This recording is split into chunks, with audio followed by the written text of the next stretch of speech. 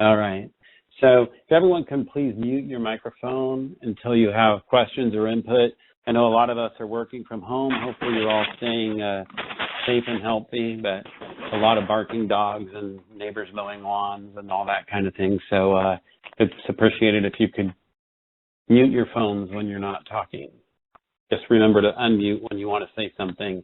The other option will be the monitoring the chat box. Carol's going to be monitoring that chat box during the meeting. So if you have questions or input, you can submit them in the chat box. You should have a chat icon at the top of your screen that looks like a cartoon dialog. Clicking on that will open the chat feature for you. Please don't use your camera during this call. We would all like to see you, but it does take quite a bit of bandwidth, and since there's been a high demand for online meeting services over the last couple months, bandwidths are can be increasingly challenging for us. So please don't do the video during this meeting. If you have other web applications open or pages, if you start having issues seeing this, you may want to close those. If you lose visual or audio contact, just wait 15 or 20 seconds to see if it corrects itself. And then if that problem persists, you probably want to close down your browser and log back in. So that's kind of the housekeeping piece. I'm not going to do the typical roundtable. What I'm going to do is have Carol go through the list that she has online here and have people check in that way really quickly. So Carol, if you want to do a roll call, that would be great. Okay. Okay, so since I can see who's online, we'll just do it that way rather than going through the actual membership list. One thing I'd like to ask is if you are online and you see one of these bubbles that says you, please click on it and add your name to the bubble. That way we'll have a good record of who attended. So I'm just going to start from the top and go down. I see Becky Knutson from ODOT, Brian Dunn from ODOT, Cindy Peterson from Metro. I'll pause there. Can you guys all hear me? Is there any issue? Yes, I can hear. Brian. Becky and Cindy? You're fine. Coming through fine for me. Okay. I don't know that Becky has audio yet, so we'll check with her later on that. So then I see Cody Meyer from DLCD. Cody, can you hear us? Yeah. Hello, everybody. Okay. Dana Nichols from AMPO.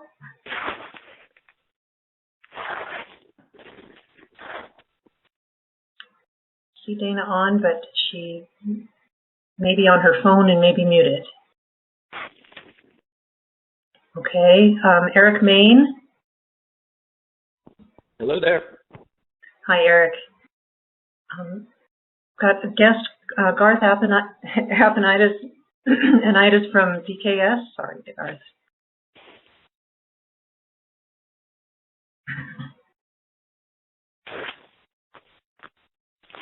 All right. Jeffrey Stokeham from DEQ. Yes, hello. Hi, Jeffrey. Joel Friedman from RSG. Hello. Someone with the initials KC. It's Kelly Clark with LCOG. Hi, everyone. Hi, Kelly. Okay. Kim Sapinar from Mid-Willamette Valley COG. Yeah. SCATS. Good. Thanks, Kim. Kendra Martinenko from SCATS. Yes, hello. Liming Wong from PSU.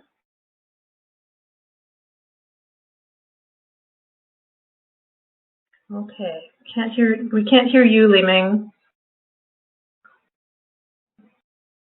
So we'll let Liming work on his audio connection. Mark Harrington from RTC, Southwest Washington. Yes, thank you. Hi, Mark. Nick Meltzer from Campo. Yeah, hey there, I'm here. Okay. Ray Jackson from SCATS. Hello. Rick Wallace from Department of Energy. Yep, I'm here. Hi, Rick. Sal Hernandez from OSU. Yeah, hi, this is Hernandez, Oregon State. Thanks. Very good. Tara Widener from ODOT. Hello. Taya Patton from Metro. Hello. Tyler Diekey from Bend MPO. Hello. And then we have several viewers here who have not put their names in.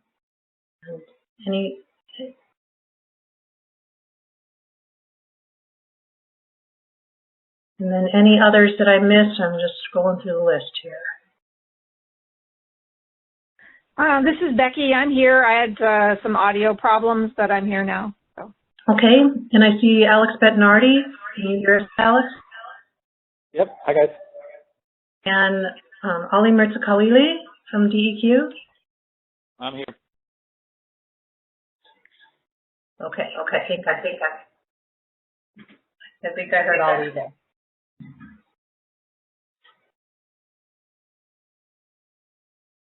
All right, anyone that we missed? Oh, it looks like maybe Mike from SCATS.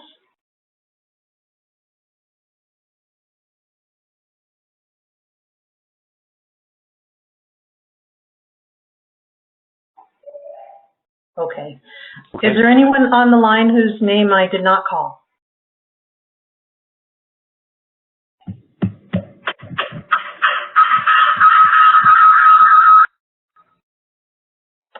Okay, Brian, I think that's as good as we're going to do for a roll call.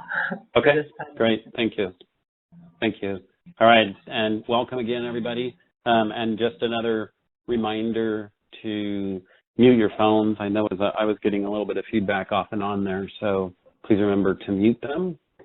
So let's go through. The next topic here is kind of upcoming conferences. We know this is all in flux right now with the COVID situation and the social distancing requirements, but the latest information that we've listed that relates to the OMSC related topics. And I don't know, Carol, if you have a different slide on for the conferences. No, I don't. You should be seeing the agenda now on your screen with the list of them. May take a minute. Okay. Yeah, it could just be, mine might just be lagging. So I'll just highlight a few of those. There's a few of them in the Pacific Northwest area.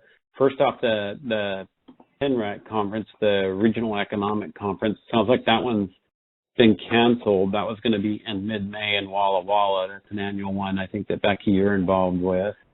The Association of the Society for Civil Engineers have an international conference that's currently, as far as we know, scheduled to be late May in Seattle. Another one in Seattle is the TRB Innovations in Travel Modeling. And then we have several people from the OMSC that are attending and or doing some presentations at that conference. That's slated for mid-June up in Seattle. The World Symposium on Transport and Land Use Research is slated for mid-July in Portland, and that's hosted up by Portland State University. Another one is in Boise, TRB, Tools of the Trade Conference. That's late August. That focuses really on planning tools for mid to small size MPOs, so there may be some interest from that. And then finally, TRB annual meeting, which is in late January this year, or actually next year of 2021 in Washington, D.C. Are there any others that anyone wants to mention or highlight?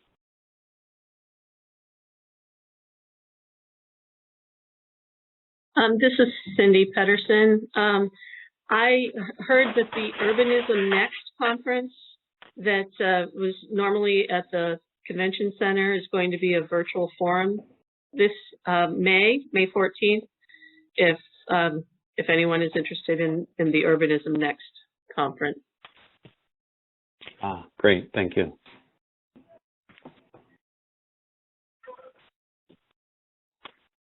Okay, so on to general business. First off, hopefully everybody has seen and read the meeting minutes from the last meeting. I think that was back in October. So do I have a motion to approve those minutes?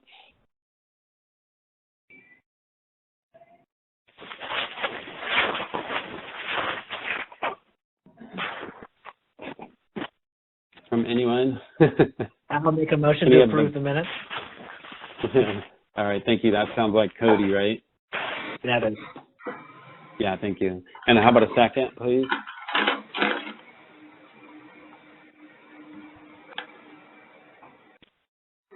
This is Jeffrey Stokeham. I'll second the minutes.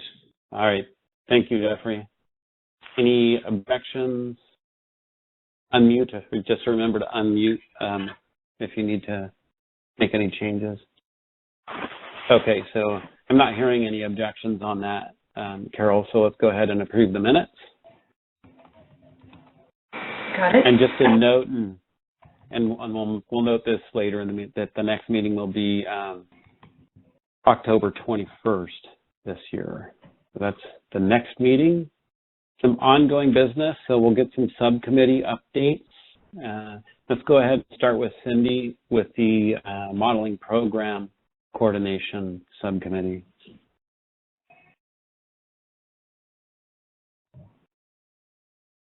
Okay, hello everybody.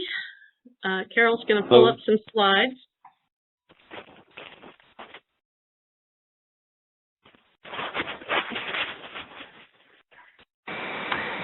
Okay, they should be up. Can you guys see them?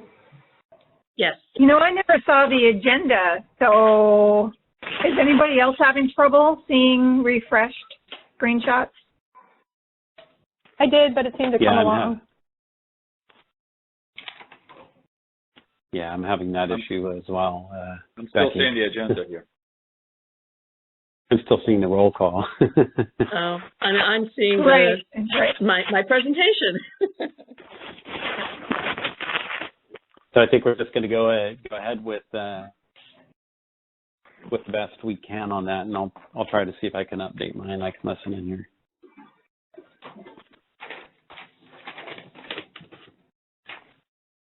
All right, well, I guess I'll get started. I'm Cindy Pedersen from Metro, and I am the current chair of the Modeling Program Coordination Subcommittee. And we provide technical and interactive forum for discussion of model development, application issues for the MPOs through the state, and as well as ODOT. This is a standing committee that meets 2 to 4 times a year, and it's mainly comprised of agency staff with MPO and statewide modeling responsibilities.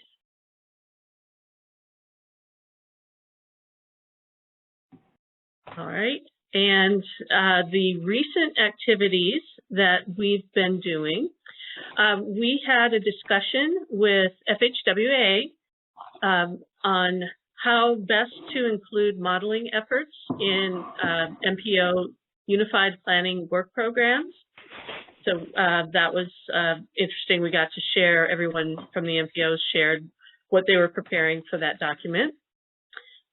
We learned about ODOT's traffic count program and data access tools. We also had some discussions of land use modeling that's going on at some of the MPOs. We looked at connected and automated vehicle white paper, sort of a recommendation, like what we should change or consider in light of a new tool that is a federal tool, the EMAT tool. We're also coordinating on potential research proposals, and we put together a table of big data that's available out there, and that is one of the slides. Hopefully you guys will see it, but you will be given the link to this table, and I'll just describe it briefly. We've listed the different product that's available. So for example, AirSage data or HERE data, INRIX data, Moonshadow, Replica, Strava. So there are all sorts of big data products that are in this table. There's a column for, what kind of data is it? Is it from the phone? Is it GPS? Is it, do they include consumer data? What the coverage is? Is it, everywhere? Is it just like specific intersections, just major roadways, the NHS system, that sort of geography? And there's some information, very brief, on what kind of processing takes place, whether or not there's origin destination information that you can get, and at what level. And it also lists out the different modes that are being tracked. So it's a table that you might find helpful if you are looking to supplement your data, and you're bombarded by so many different things out there. Hopefully it just kind of gives you a flavor of options.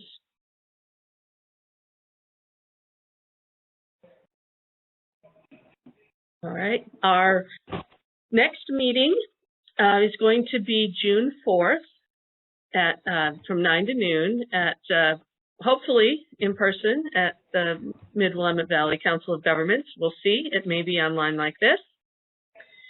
And at that meeting, we are planning to have some coordination with the Oregon Housing and Community Services Agency to discuss analysis methodologies in response to some of the recent land use legislation.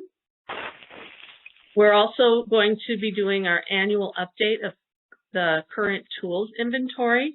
And in that, we look at future direction of models and collaborative work opportunities. We're always looking to identify potential research projects, and we'll continue with our connected and automated vehicle modeling.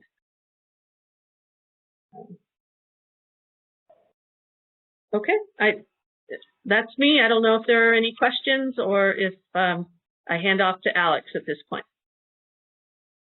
Great, thank you, Cindy. Does anybody have any questions for Cindy? I just have this is Hernandez, Oregon State University. I like that table of data that you have up there. We're also using some other data sources that are being provided by freight telematics companies like eRoad. And I've used some of that data set already for several projects for ODOT and the Idaho Department of Transportation. I'm just providing that information if you wanted to add some of that onto that table if you like. All right, thanks. I think that it may be on there. That was only a screenshot of some of the list. Oh, okay. But okay. I will definitely check to see. All right, but I really enjoyed that table organizing. Thank you for presenting that. Thank you. All right. Any other questions for Cindy? Okay, hearing none, let's move on to the Technical Tools Subcommittee update by Alex Bettinardi. Great. Thanks, Brian. So, I believe the Technical Tools Subcommittee is pretty complementary to the MPC that we just heard about. The idea, the purpose is to focus on improving the technical tools a little more ad hoc as opposed to kind of a regular series of meetings, kind of like on demand when we need to have conversations about specific tool development or peer reviews of specific tools. That's where the technical tools group can jump in. One piece we're moving forward that is now on pause, we were anticipating that a lot of travel demand model calibration years would be around 2020. Anticipating that, we were working to put together a strong base of traffic counts to help have that data set be available for all the calibration that was going to be anticipated, given the sharp drop-off in travel due to COVID-19. Pretty much all of ODOT's count program, but in addition, our modeling count program that we were putting together is on hold. We're going to start conversations back up inside ODOT about when to start that in mid-2020. So it might start back late 2020 or 2021. We'll just be evaluating when it makes sense to start that comp program again. We're still planning to keep it rolling. This is about when. So that was one piece. The technical tools is moving forward. Yeah, thanks. Next slide. The other piece, or one of the other pieces that was moving forward was around how to prepare the tools for answering questions around emerging technology. We had our fourth meeting focused on emerging technology on January 29th. And in that meeting, we kind of started to really frame up what projects we wanted to take on, or what efforts we wanted to take on under the emerging tech conversation. And so the four elements that we decided to take on were, throughout the past year or so, Nick Meltzer has been leading development of a resource list regarding emerging technology as it relates to planning and modeling. So that's one piece that's going to continue to be built and be available. It's posted on the OMUG webpage under resources. I should have put a link on here. I apologize for that. We'll get maybe we can add a link to the notes. The second piece is moving forward on Team at BMAT. That got mentioned under the MPC bullets. TMIT, for those that aren't familiar, stands for the Transportation Modeling Improvement Program. It's a federal program. And EMAT is a new tool under that program called Exploratory Modeling Analysis Tool. We're using that to create a structure for modeling uncertainty around emerging technologies.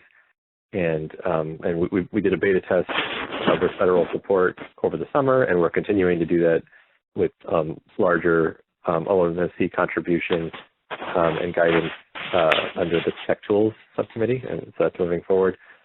ODOT, in preparation for the next Oregon Transportation Plan, has been working on building cleaner documentation and understanding about our assumptions around future conditions and behavior as the starting point for a reference scenario for the Oregon Transportation Plan. Elements like what's assumed to be the average auto operating cost. Right now there's a standard, or there might be a 2020 dollars per mile kind of cost, but what is the reference that we're assuming moving into the future for like a 2050 scenario? What is that cost? It might not be exactly what we use in 2020, and so building that kind of understanding for what the reference assumptions are around the inputs that go into our models. And so we're building that on that side, and our plan is to release that for the OMSC through the Tech Tools Subcommittee and get community buy-in and comment on those assumptions that we're planning on using for the OTP.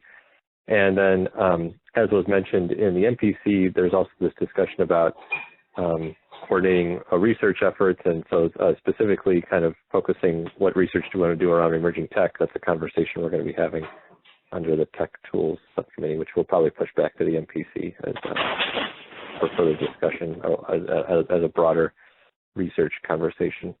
That's that slide. I think I got one more. Yep. Okay. So the next steps, like I mentioned, the 2020 or the modeling count program to be will be monitored, and we'll figure out when we're going to start it up again.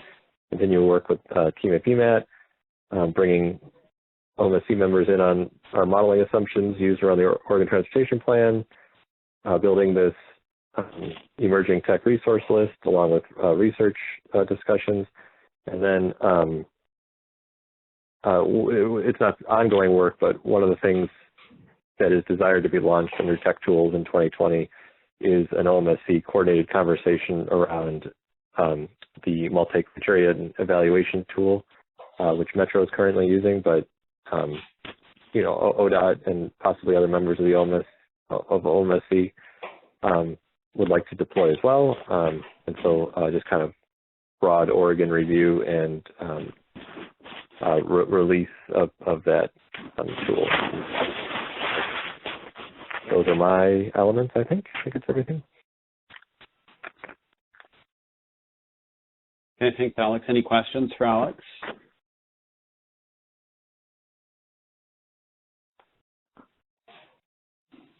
All right.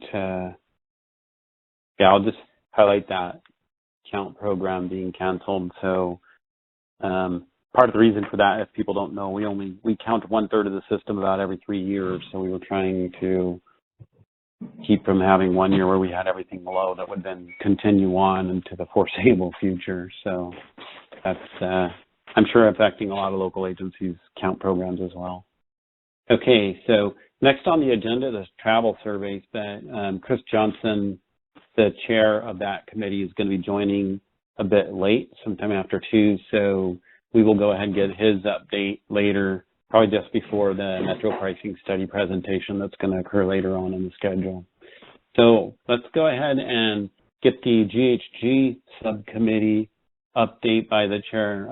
Ali, do you have a few updates for us on that committee? Sure, I do. Thank you very much. Good afternoon, everybody. This is Ali Mirzakhalili from DEQ. I'm the chair of the newly formed GHG subcommittee, and I'm being assisted by 2 capable individuals, our vice chairs, Tara Widener from ODOT and Taya Patton from Metro. And I'm sure slides will catch up to me in a moment.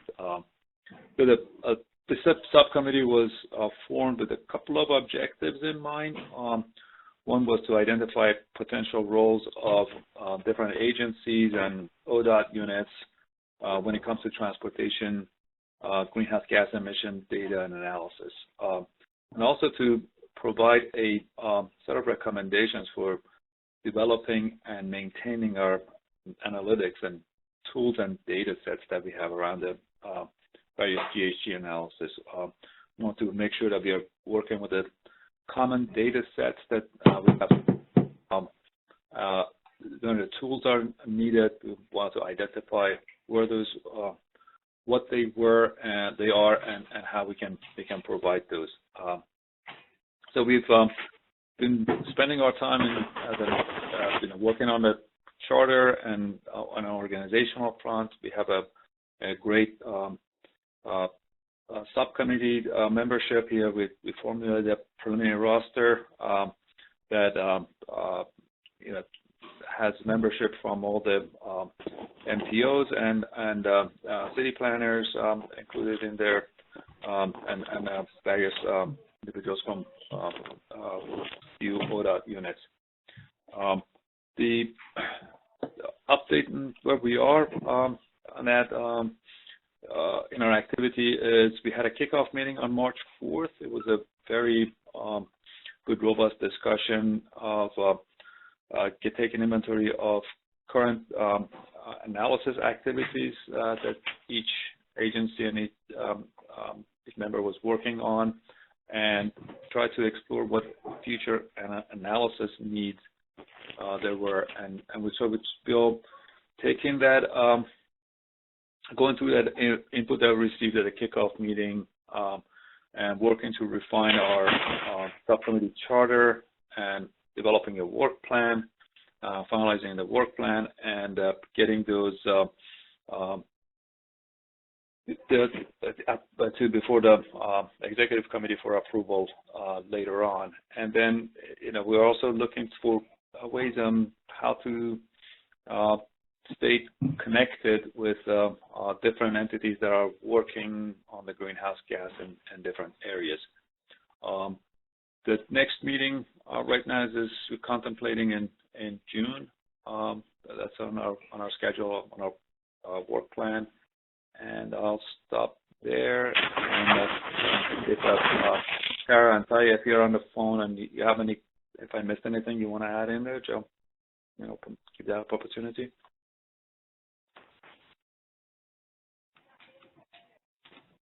I guess this is Sarah. I just think that this is good timing. We'll hear later about some of the governor's emphasis in the greenhouse gas area. So I think it'll dovetail nicely with some of the things that are being asked of the multi-agency areas.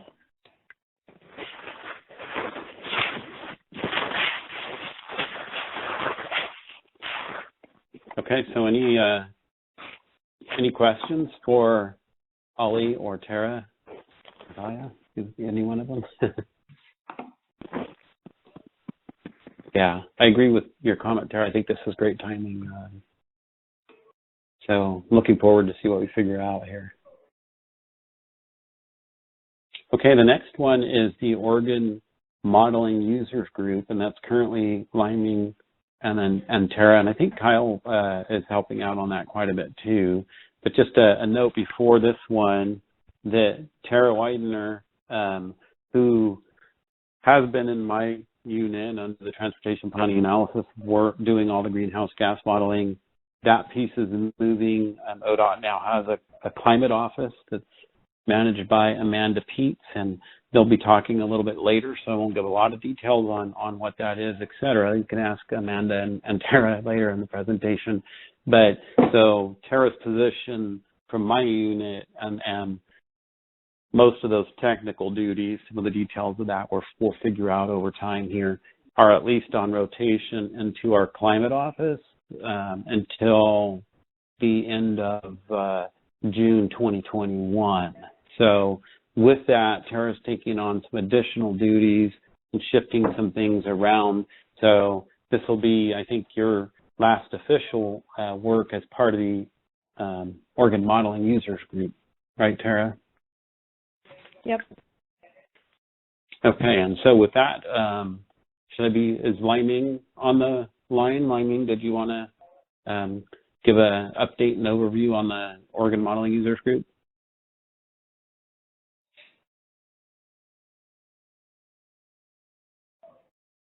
We had kind of talked that I would be the last hurrah here and wrap this up, but great. So I'll go ahead and do that. Yeah. Yeah. Carol, if you could go back to the last slide.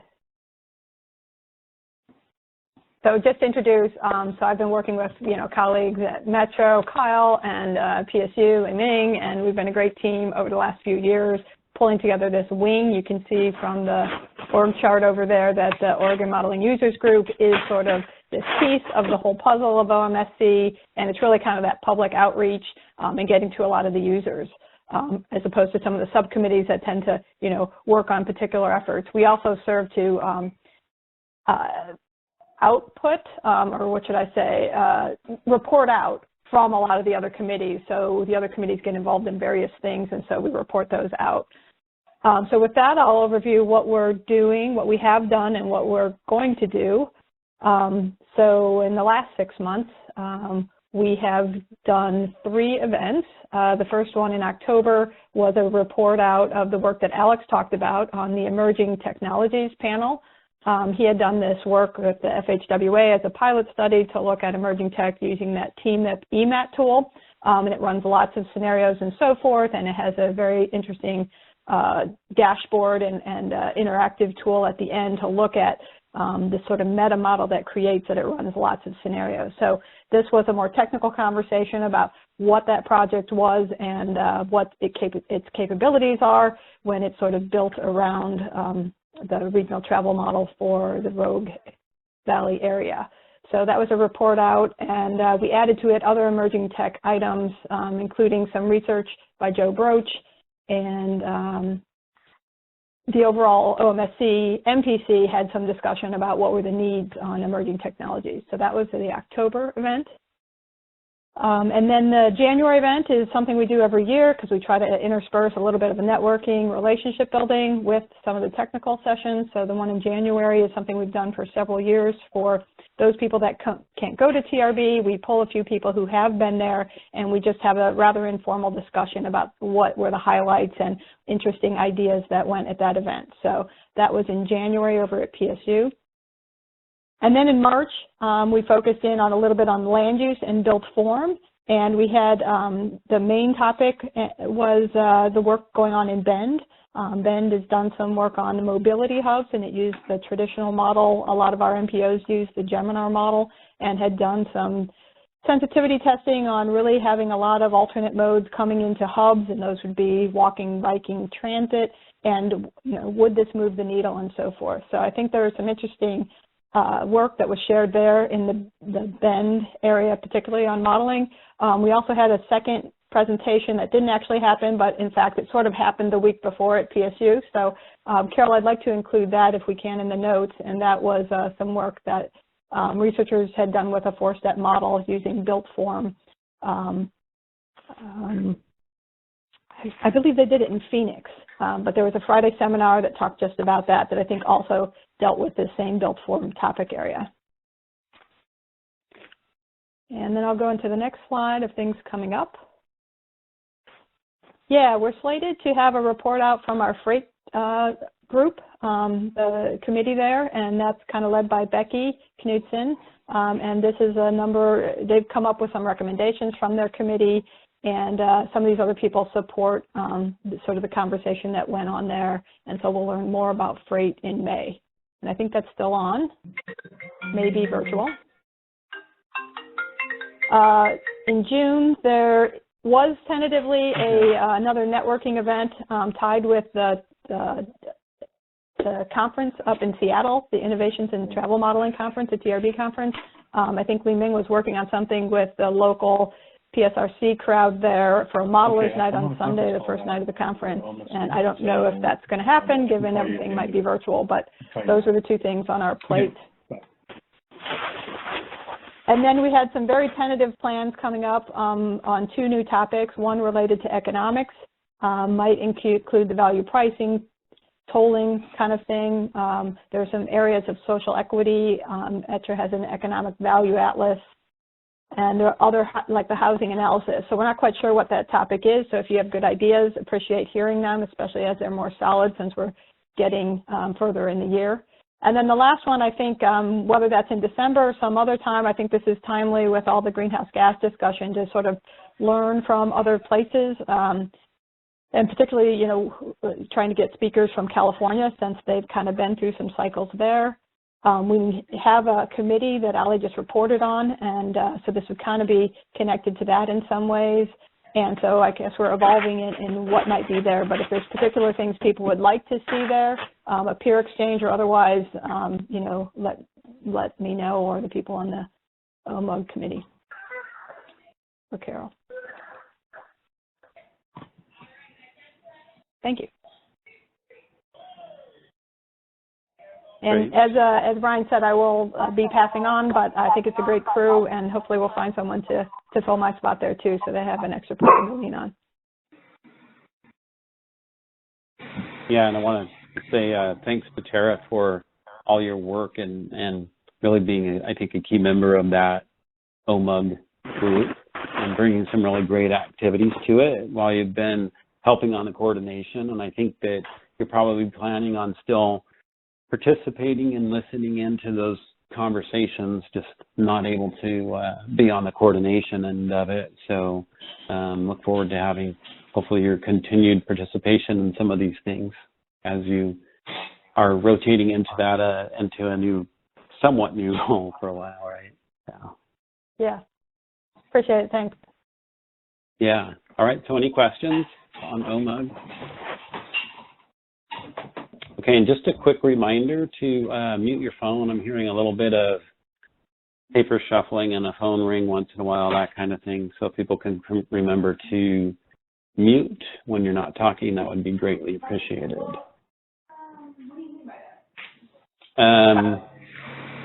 Let's see. So, hey, Carol, we're quite ahead on schedule, right? Yes, we are. We're quite a bit ahead of schedule. I don't know if Rich is available, if you'd want to advance the RITIS presentation. Yeah, you know, let me touch base with him real quick, because if we move along pretty quickly, then we probably, you know, I'm not sure that much of a break would make sense. But maybe, do you think we should just take 5 now, and then I'll see if I can get Rich ready? Yeah, that seems like a good idea. Yeah. Okay. So, well, maybe we'll do 10. Why don't we plan on picking back up at 1:50, and that'll be our break, especially since we have some invited guests that we're trying to hit their presentations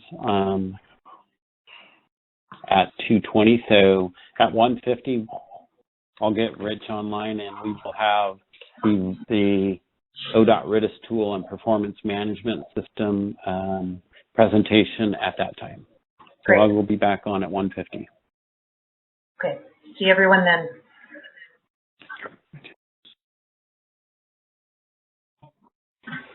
My city and county are looking at doing a study near the big new Amazon facility, and I want to try to get some data on freight movements around there.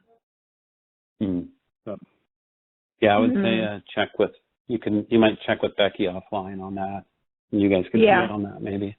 Okay. So I can work with you. Okay, 1:50.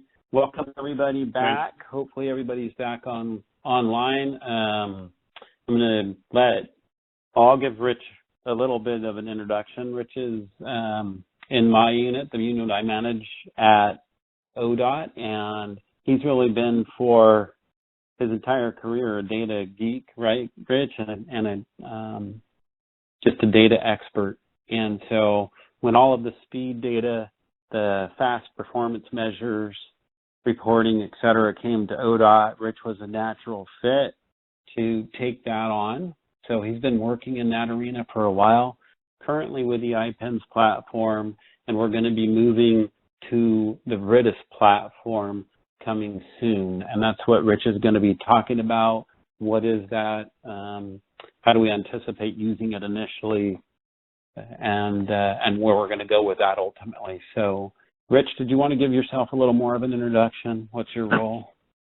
No, I'm just a data geek, so that's good enough. Yeah. So, as you know, RIDIS is on its way. So if you get nothing else out of this conversation today, write down ridis.org, RITIS.org, ridis.org. That's going to be the answer to every question you have. Ridis.org. Why don't you advance the slide there, Carol? I have no idea what. Hey, Rich, if you could get a little closer to the microphone, it might be helpful. Okay. Yeah, that's better. How's this? Is that better? Okay. I'll better. Just shout. Okay. Go ahead and advance the slide. There's RIDIS is coming with new tools. Along with it comes a bunch of new stuff. There's monthly webinars that they're going to have. They're going to have online tutorials. There's a bunch of cool things happening. So, it's going to be interesting. It's going to be exciting. I can't give you any pre-presentation on what to expect only because I haven't had access to it yet. But I'm going to talk about some of the things that you'll be able to do. And then once again, go to ridis.org and you can find out all the fun stuff. There's online tutorials there and video things and stuff like that. So there's some cool stuff. Go ahead and advance that. It's advanced, Rich. The slide says integrate ODOT into real time at the top. Is that the one? Okay, it's not showing on my screen. That's okay. Hey, Rich. Okay, so integrate. Yeah. I was just going to say, once in a while, if you hit F5, it'll refresh your screen, and then you can get caught up on the slides. So you might try that. Okay, I'll try F5 here because the other one, I like the other one. The Pac-Man one's so nice. It's scrolling. Well, let me go on and we'll see if we get too lost. One of the cool things that we're going to do with Redis is we're going to integrate real-time data. We'll have real-time speed data. We're going to have incident data. We're going to have, I think it's going to be tied with trip check. We're going to put volumes in there. We're going to have ITS sensors.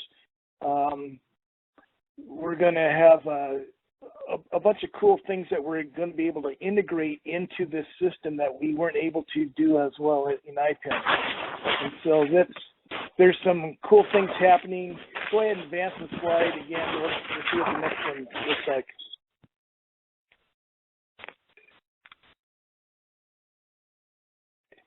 So one of the things we're doing is we're buying past data that we're going back, I think, to 2016 is all. But we're going back to 2016 and we're getting NREX TMC data and we're getting the XT data. So that's kind of cool. So we should have that. It should give us a finer resolution of what's happening on the road. As you know, the TMCs sometimes can be fairly large, especially in the rural areas. And so the XD will give us a much better understanding of what's going on. One of the other things that we're integrating is we're going to be integrating weather information. So that's really kind of cool. In the next one.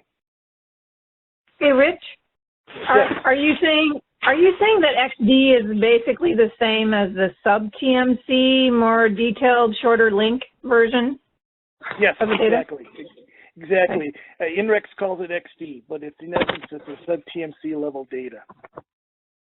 We're also getting the data for auto, truck, and the combination of auto and truck.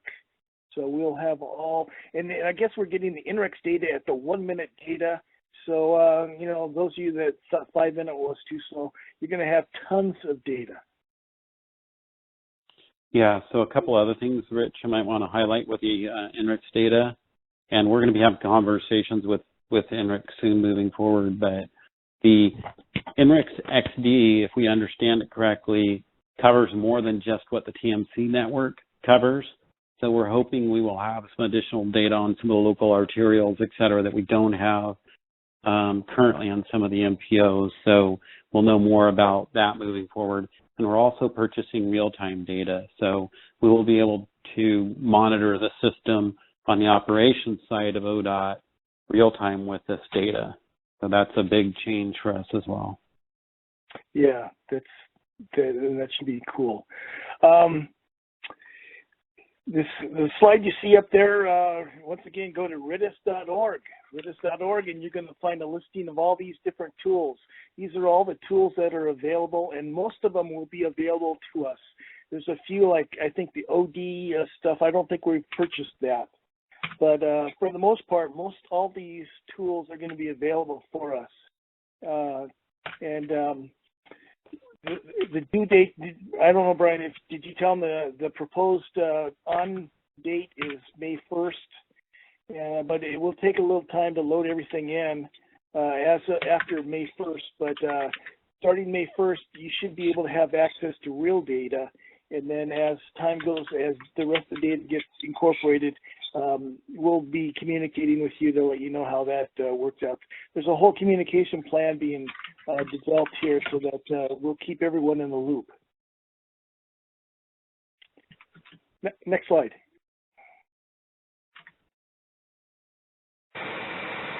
Okay, we're on Ridis Tools. Ridis Tools, okay.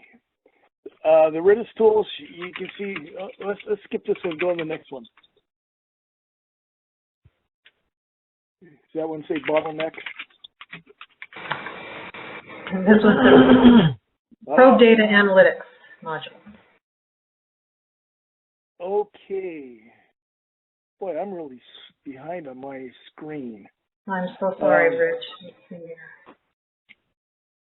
It's your slide number 6. Do you want the slide number? Yeah. Yeah, you have to use F5 repeatedly. Oh, okay. Getting sloppy here. Sorry. I don't do this enough. Yeah, I this do is really the well tools. with data. I do really well with data. I don't do as well as communications. So that's why I usually try to hide these things.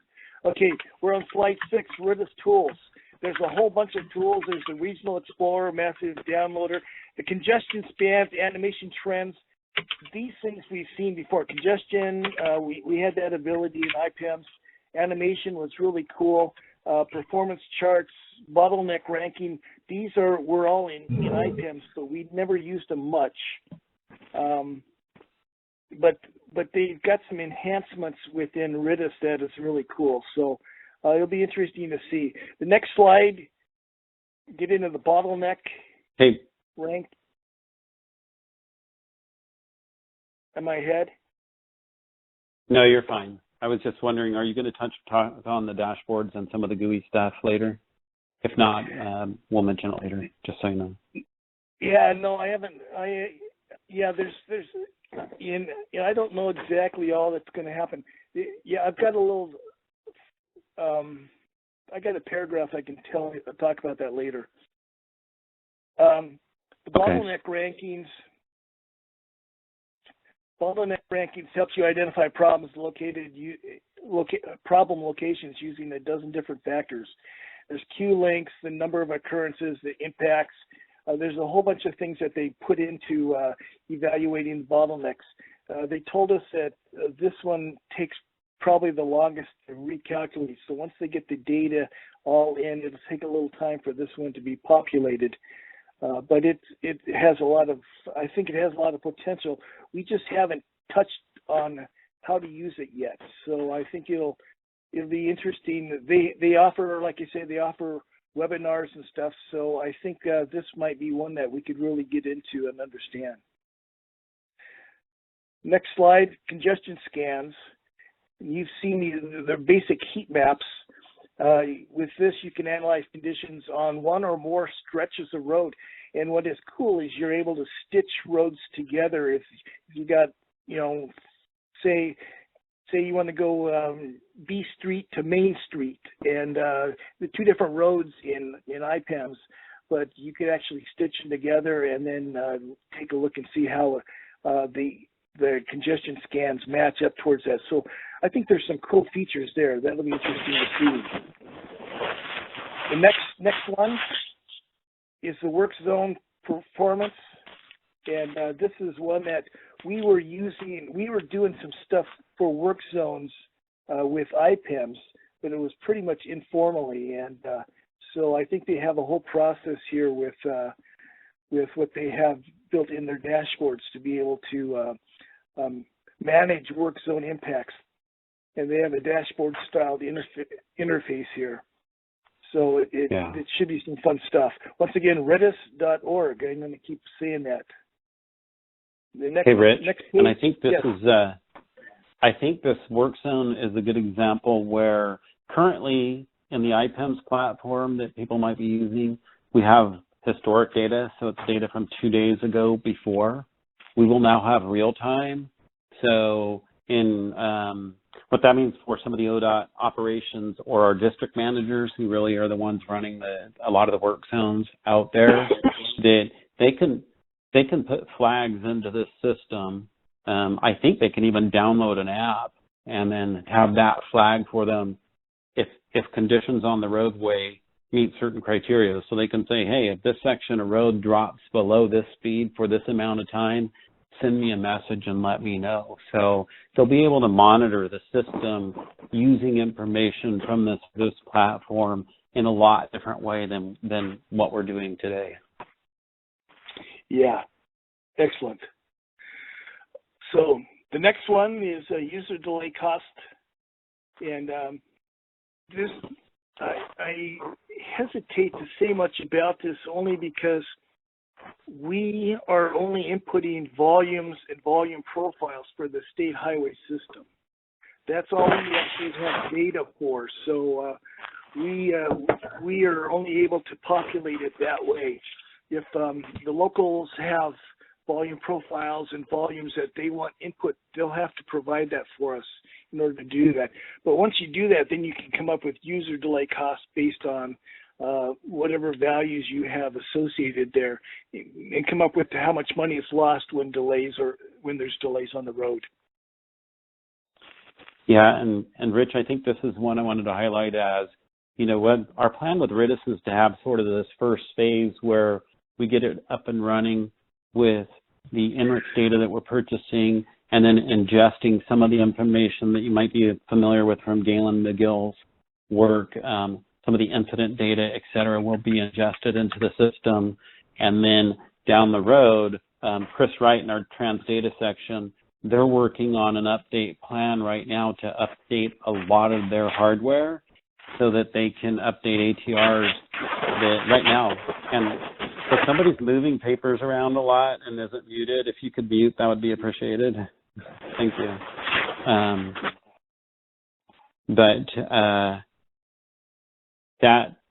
That plan will allow us to get all of our ATR data uploaded into these type of systems automated. Right now, For those of you who don't know, all of our automatic traffic recorders are basically modem-based that somebody has to call up and download that data. So once all of those things are automated, we're hoping Redis will help be one of our, almost like a data hub for a lot of the information that you all might want.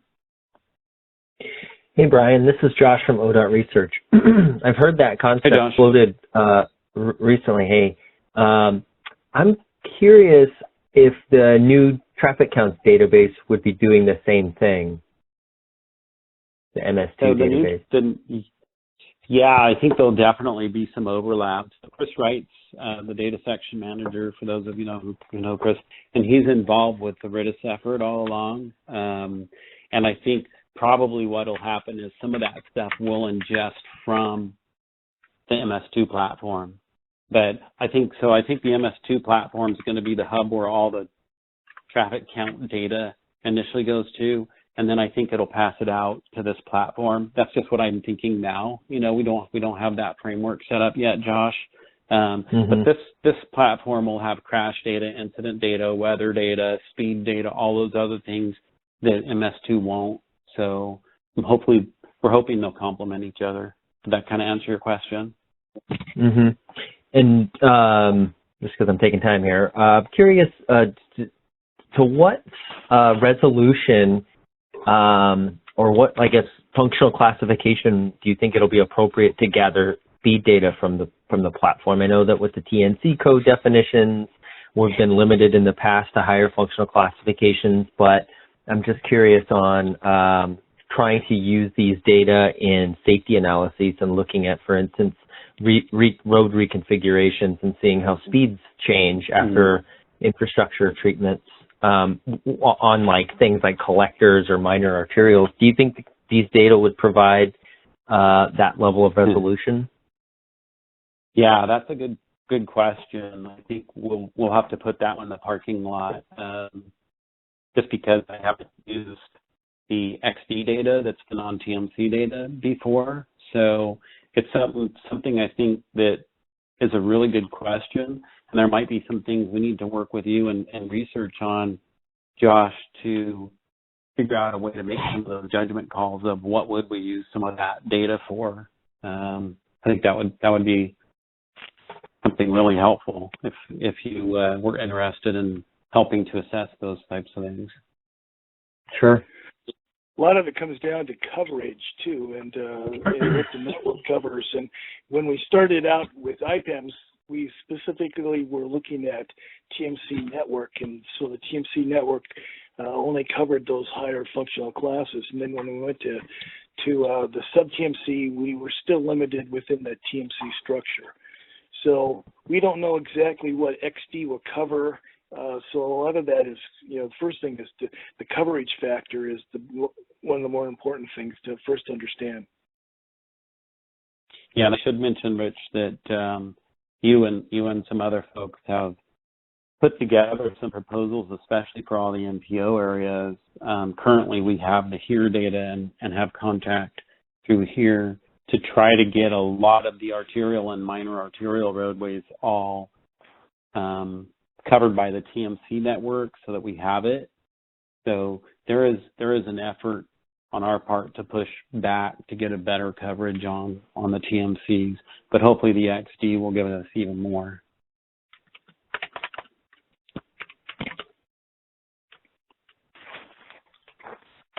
Yep. So continuing on, looking at the next slide should be incident timelines. And this provides a visualization of detailed real-time and historical traffic management center incident data. This gives you, of course, you have to have the traffic management incident data. So, but once you have it, you're able to then overlay them and look at the way things are, the way the different elements were responding.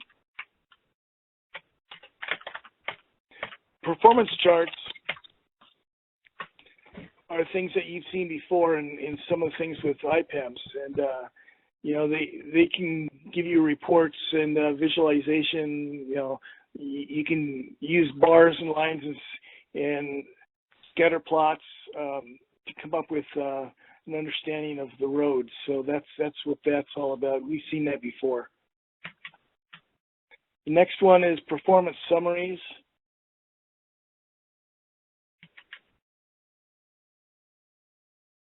No. Well, I guess the next one is Regional Explorer. Is that right? Right. Yeah. Okay. The Regional Explorer allows you to explore the relationships between bottlenecks and traffic events. This is one that is brand new for us. It'll be interesting to see how we can apply this to the system and how we can use this. Speed threshold breakdown. This is one of the ones that Brian was talking about, where you can flag it, and if the speed is broken, or the speed reaches below the threshold that you've set, you'll be notified that something's going on, and you can then take a look. It's kind of a cool concept. Next one should be the trend maps. And then with this one, you can look at multi-days at one time, and piece through and see what happened. What happened the week before, a month before, a month after. The classic event that we always used was the solar eclipse. When with IPEMS we could look at that. This would be one where you can put it all in one screen. With IPEMS you couldn't do that, but with this they put it all in one screen, where one graph is maybe a week before, one graph would be a week after, and one graph could be right when it happens, and you can then track and see how things have changed over time.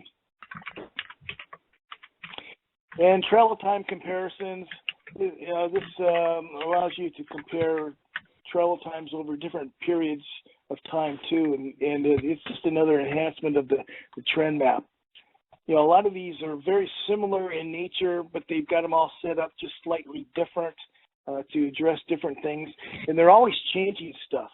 So it's cool. Anytime they get enhancements from other states, it's a coalition, the I-5 coalition and the I-95 coalition, from the East Coast. All the states that are part of that are all part of the RIDIS platform. And anytime they change one for one state, all the other states benefit. And once we get on board, anytime anything changes from someone else, we get to benefit from it. So it's always in flux, always something improving, a lot of good things. And if you have any questions, talk to Brian, because he's much better at communicating than I. But if you need data, clearly we can get you plugged into it. Great. Hey, this is Brian and Rich. This is Jeffrey Stokam from Oregon DEQ. So there was the collective you and collective we being able to use this data. Is that just within ODOT, or does that cover MPOs or us other agencies? Vehicle miles traveled is something that my agency and my team is often asking ODOT for. So how would that work together? So I'll answer. That's a sort of a multi-part question. So the RIDIS platform will be available, obviously, to anyone in ODOT, but anyone in any public agency or organization, just like IPEMS is. So this will be accessible to all of those groups, and then it should be accessible to consultants that are doing work for agencies as well. Correct, Rich? Yes, they will have to sign a contract, or they'll have to sign that slip for permission from INREX. But other than that, yeah, they have access to it. What about universities? Yeah, it's the same, I believe. Is that a public? Hey, Rich, did you hear that question? No, I'm sorry, I didn't hear it. Universities, how are they handled? Yeah.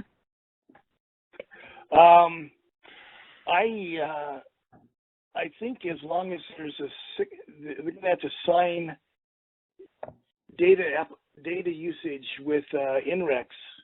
I don't know exactly if I don't know that there's any other restrictions. I don't know that for sure. We'll have Tom. Yeah, I'll check in on that. Yeah, we'll check in with Tom on that and get back. Hope maybe by the end. Well, yeah, on that one. But I'm assuming it's just like consultants. So what Rich is talking about, there's two pieces to this. There's our contract with RITIS, which is through the University of Maryland. There's 30 plus agencies that they provide these kinds of services to. So it's kind of like a massive pooled fund. They're always enhancing what they're doing.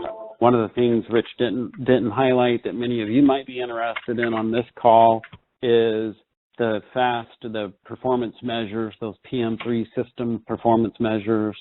That's all calculated. RITIS handles that for us now. And then that's even in the background, we have the responsibility of putting that into an HPMS data set, et cetera. So some of those things are going to be streamlined. As far as VMT, I don't think this is really, for your question, Jeffrey, this isn't really, at least currently, a platform we would use to do VMT reporting from. That's going to be something separate for a while, I think. That would be a separate question. This one will have all the speed information will be in this platform, so we won't have. I'm not anticipating this to be a VMT reporting platform. So hopefully, did I answer your questions, Jeffrey? Yeah. Okay, go ahead, Josh. Is there access, will the RITIS platform, I'm assuming it's a web-based platform, are you able to access the platform through an API, through Python or R, or is it strictly something we have to go through the platform to wrangle data? Well, they tell us they have some API setups, but we don't have any experience with that. They tell us that, so I guess we will find out. Okay.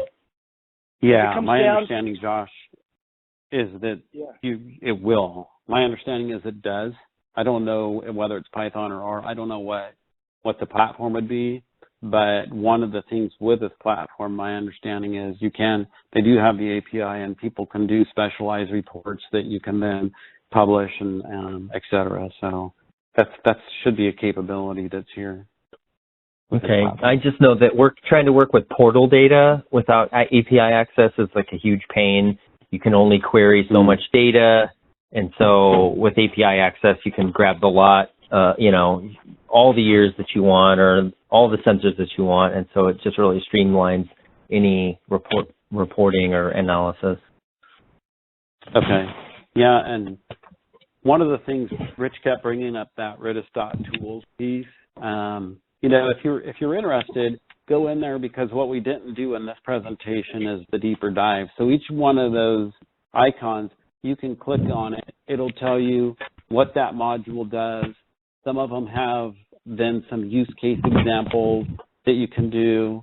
There's going to be, they're slowly adding a lot more video training for different aspects of RITIS, so you can kind of quickly grab and look at, if you're an occasional user, I forgot how to do that, you should be able to go to their video training library and figure that out. They're going to do on-site training as part of this contract once a year. They have monthly webinars with different topics that people can certainly participate in. They've been pretty good to date about doing webinars. So I know for ODOT, our Region 4 folks over in Bend are planning to try to use this as a data warehouse there. So they're going to be working with RITIS to try to figure out how to do that for their region. And so they were able to contact RITIS even before we had the contract, and they made a web-based presentation for them.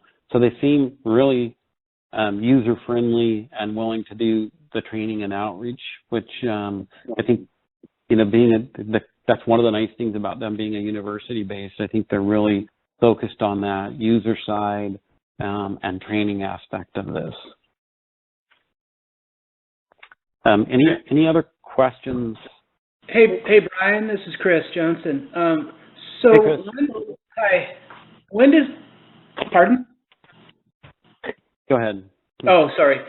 When does the arrangement with IPEMS expire then? So I our think current it's arrangement, May 16th. yeah, the middle of May, May 15th. And right now we're doing we've got all the, it's an IGA with the University of Maryland. So that means we have this platform currently for at least 10 years. That's the other benefit of going to this platform. So IPEMS and the HERE agreement go away in mid-May. We're finalizing the first work order on this contract. So we're hoping to have initial access to this at the beginning of May, and then they'll slowly be loading data so that we have at least a little bit of overlap. But that's what the timing is currently. Okay, thanks. Yeah, and I don't know if you were on at the beginning, but Rich mentioned earlier that over the first, we're not sure how long it takes them to load some of the back data, but we'll have data. We're going to purchase INRIX data at the finer XD level from 2016 forward so that we can do some historic comparisons, before and after studies, that kind of thing. I did hear that, and I appreciate that, because the first thing that popped into my mind was, doing the, the calcs and the analytics that we've already done and lining them up, right? So. Right. Yes, exactly. Yeah, and we're sensitive to that. It's hard to change, and that's one of the reasons we went this direction is because, like I said, this being an IGA, it's really hard if the maximum amount of time they'll let us do something is for 4 years on their contract, and then, people wanting to, Josh's question and stuff, use the API to do customized reports and stuff. It was really a little bit limiting. So this longer term contract is really helping out for us on this platform. Great, thanks. Yeah. Any other questions? This is Leming Wang. I want to quickly mention that Mark Friends from University of Maryland, that the university behind Artis, did a webinar for Slack, and then it's recorded online. I will post a link on the chat box for anyone interested. You can check it out. Great. Thank you. Any other questions on Redis? Hey, Brian. This is Ray. For people or organizations that already have an account on Redis to get the NPM RDS data, will this just be automatically added on, or will we have to do another account? So, Rich mentioned something in passing. The way our IGA is directly with Redis, and then they're in the background purchasing the INRIX data for us. And they have a separate data agreement that you have to deal with for INRIX. So, like for ODOT, we'll have one agreement. So anyone in ODOT who signs on, they'll just be able to easily get in. But for someone like yourself, Ray, that's not part of ODOT, there's a front-end user agreement that you'll have to do, having more to do with the INRIX side and how that data can be used and reported and shared. So I'm not sure. My guess is you might be able to use the same sign-on, but in order to access this, there's going to have to be some sort of front-end user agreement that you would have to do. So yeah, I don't have a clear answer for you on that.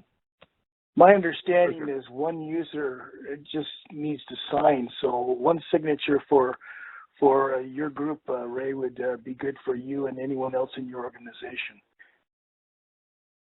Okay, thanks. I just want to share with you all that I heard back from Ton, who's managing the Redis contracting activity, and he said that if a university person is working for ODOT or our partner agencies, that they can gain access to this data. They just have to sign that confidentiality or user use agreement. So okay, basically, thanks. like Yeah, that would be consultant. similar. Basically, right. Yep. Okay, thank you.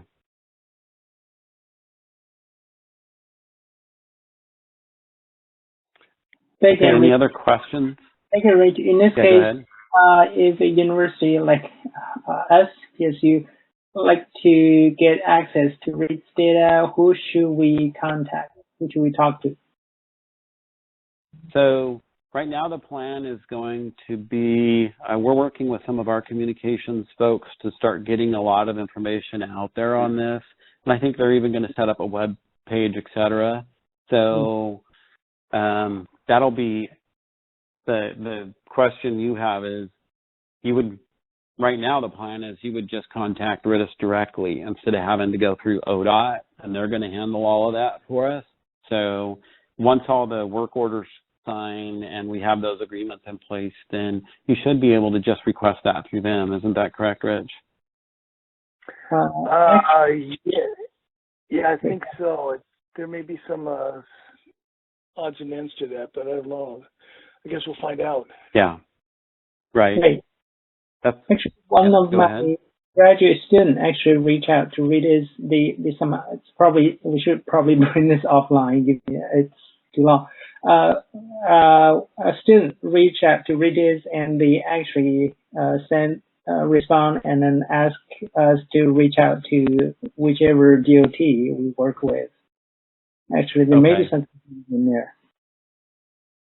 Yeah, you can contact us directly. We don't even have access to it yet, so that's why I was saying it would be after May. But it would be, you can reach out. I would say initially, since you probably have my information, I mean, you can just send me an email and I'll put you in touch with our contract administrator on this. Will be Ton Nguyen. So. Okay, great. Thank you. I'll put you in touch with him. Sure. Any other questions? Okay, great. Thank you, Rich. I look forward to this. I think it's going to be really interesting. And like Rich was saying, it's a little bit of an awkward of timing for a presentation because we just haven't gotten into it yet. But it's a platform a lot of other groups have been and agencies have been using. So I'm pretty confident that we're going to have this up and running. And this one, we will have people from the work zone side and ODOT, us from the planning and performance measurement side, and then from the ops side. So it's going to be a little bit bigger than the previous platforms. The only thing I could add would be they've got a lot of cool things that they have available. The biggest thing that I would expect was, that if you're used to doing something one way in IPAMS and you get in RITIS and find out, well, it's a learning curve because, you can do a lot of the similar things, but you might have to do it differently. So there will be some learning at the beginning, but it will happen. Right. All right, great. Thank you, Rich. Looks like we're just about on time for our next agenda topic. Okay, so, yeah, thank you. Okay, so next on the agenda we have, as many of you may know, and I think it was mentioned in previous meetings, well, maybe not in our meeting in the OMSC, but there was a climate action executive order put out by Governor Brown, mostly from ODOT's standpoint. It has to do with GHG, transportation reduction for GHG is kind of our focus on this. But there's different things that different agencies are doing beyond just transportation. So we thought it would be a good opportunity to have, and I believe Amanda Peets is going to be joining us. Hopefully, Amanda, are you out there already? I am. Great. Okay. Yep. And I can hear you. That's always a good sign. So Amanda's going to start with some background information, and then we'll hear some updates from some of the other agencies. I believe we have Jeffrey Stokely from DEQ, Cody Meyer from DLCD, Rick Wallace, you're here from Department of Energy. I'm not sure that we have anybody from OHCS or DAS today, but then Eric Main, I think that I'm not sure if you might have anything to to add when the time comes for that. So with a brief introduction for Amanda, and then you might give a little bit more background on what's going on in ODOT. But Amanda, I mentioned it a little earlier that Amanda's now leading the ODOT Climate Office. So it is the Climate Office, right? I know we went through several different names. Yes. Right. So so she's been given a charge to, with very few staff, do a whole bunch of stuff, basically. and this executive order, I think, is probably top on your list right now. So with that, I'll let you, if you want to give yourself a little bit more of an introduction there, Amanda, and then give us some background, that'd be great. Sure. Thanks, Brian. So I'm Amanda Peets. I'm the director of ODOT's new Climate Office. Prior to that, I was the program implementation manager, so I managed our multimodal investment programs, our active transportation programs, and sustainability. And then prior to that, I was a statewide planning manager where I helped to develop our statewide policies and plans and worked very closely with Mr. Dunn here. So I'm very pleased to take on this new role. As Brian mentioned, I have a pretty small staff and we have a pretty large charge ahead of us, so we're pretty busy trudging through that. I'm fortunate to have Ms. Tara Widener on the team as well, and I know she's on this call. She helped to prepare some slides here that I'll walk through that just give you a little bit of background on some of the climate efforts, and in particular things that I think relate to this committee, and maybe the update that Ali provided a little bit earlier. Really briefly, the ODOT Climate Office was formed. Actually, we've been in conversations on creating it for the last 6 months or so, but it was really formed on the heels of the governor's executive order and following legislative session. So we're focused on climate change mitigation. So that's much of what I'll talk about today. We also have an adaptation component where we're looking at the impacts of climate change to transportation infrastructure and how do we adapt to that by things like armoring our coastline. And then we have a sustainability component, which is things like our solar highways program, but also opportunities to look at how we conserve our energy use, our water resources, et cetera. So it's kind of a gambit of focusing on 3 different things. So I see Carol's put up the slide and is showing, here's the relating information that I think is probably helpful as you think about the topics that I'll just run through today and to set the stage. But the next slide shows a little bit more on the timeline itself, and that's the main one I think I'll talk from here starting out. So from ODOT's perspective, we created the statewide transportation strategy that was finalized in 2013. And that document is really our roadmap for reducing emissions from transportation, so greenhouse gas emissions. So it includes a number of different strategies, not only under the authority of the Oregon Department of Transportation, but holistic to transportation-related emissions. So I think Cody Meyer might be on the phone from DLCD. There's a lot of actions in there that relate to land use and the interaction between land use and transportation. There's things that fall more in the bailiwick of DEQ, for example, and our Clean Fuels program. So it really is encompassing of a lot of different state agencies, a lot of different local jurisdictions. I heard Mike Jaffe on the phone and others. So the work that is done at the metropolitan and the city and county level, but also kind of relies a lot on market forces and other factors. So it's really looking at the different scenarios that could happen in the future and what do we think our best path forward is for greenhouse gas reduction. So in 2013, we finalized that document. In 2014, we developed a near-term implementation plan that was really focused on ODOT-only actions and really focused on low-hanging fruit at the time. What was easily available information. There was a lot of political support for these efforts and things that we could leverage and pivot off of that we were already doing. In 2018, we checked in and said, okay, so did we do the things that we said in the implementation plan? And how are we doing overall in meeting our GHG reduction goals? What we found from that is, yeah, we're doing some good things. We're doing even some additional good things that we didn't call out in the implementation plan.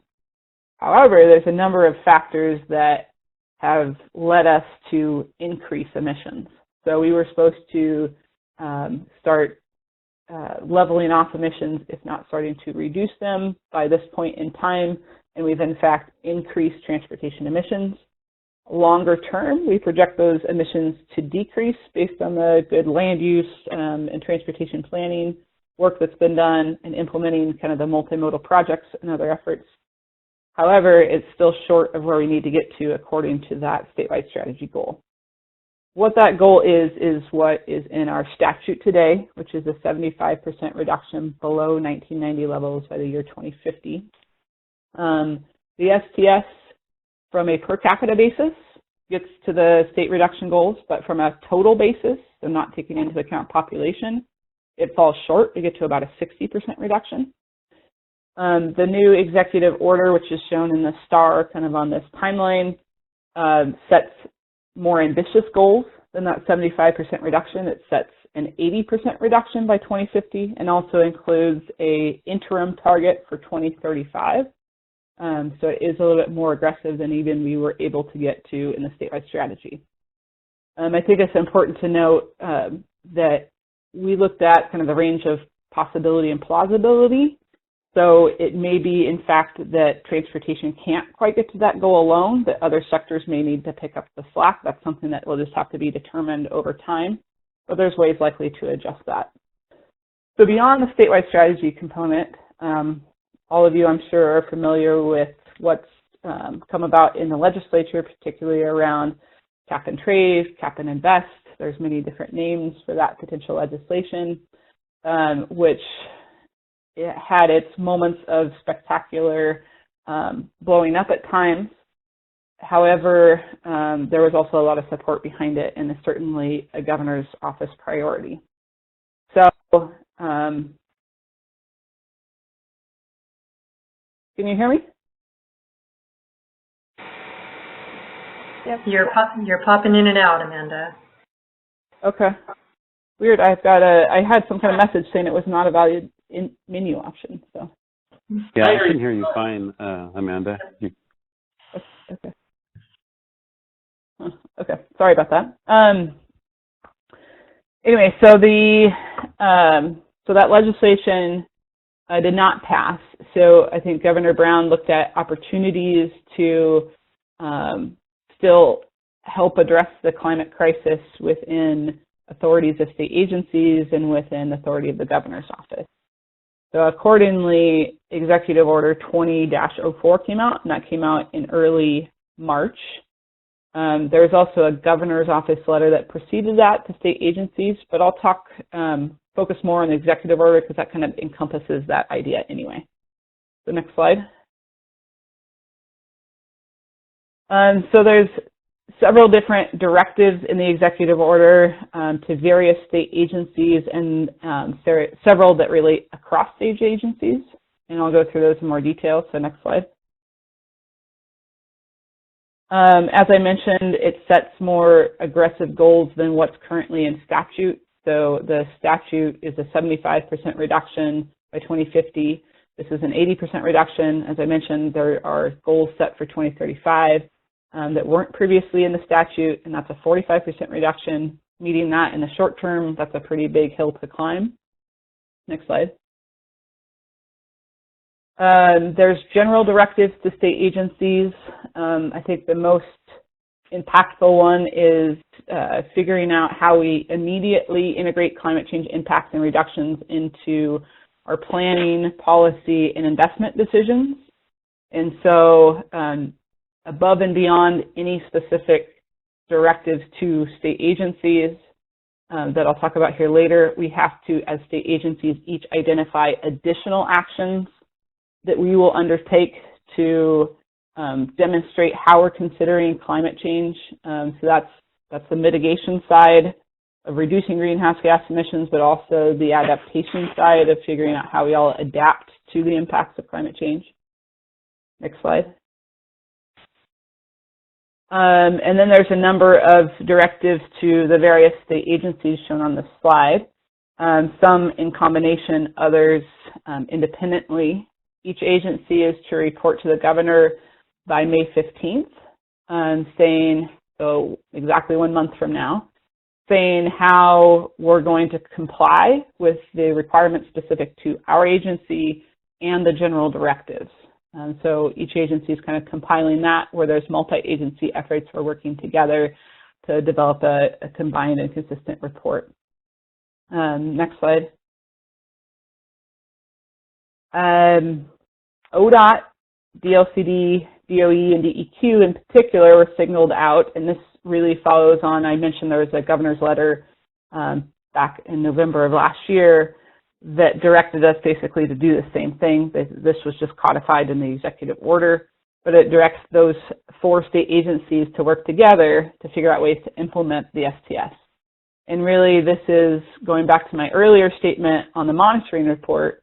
This is in recognition that we're not on the right trajectory to meet our reduction goals or to be in line with the vision for the statewide transportation strategy, and that we have many authorities that have actions. And so it was really charging us to get together and figure out what actions we should be pursuing. And those, what we really have focused on are those that require collaboration between 2 or more agencies and that we feel can make a real GHG reduction impact. So some of the categories that we've identified thus far include transportation electrification, so moving towards electric vehicles across all types of modes.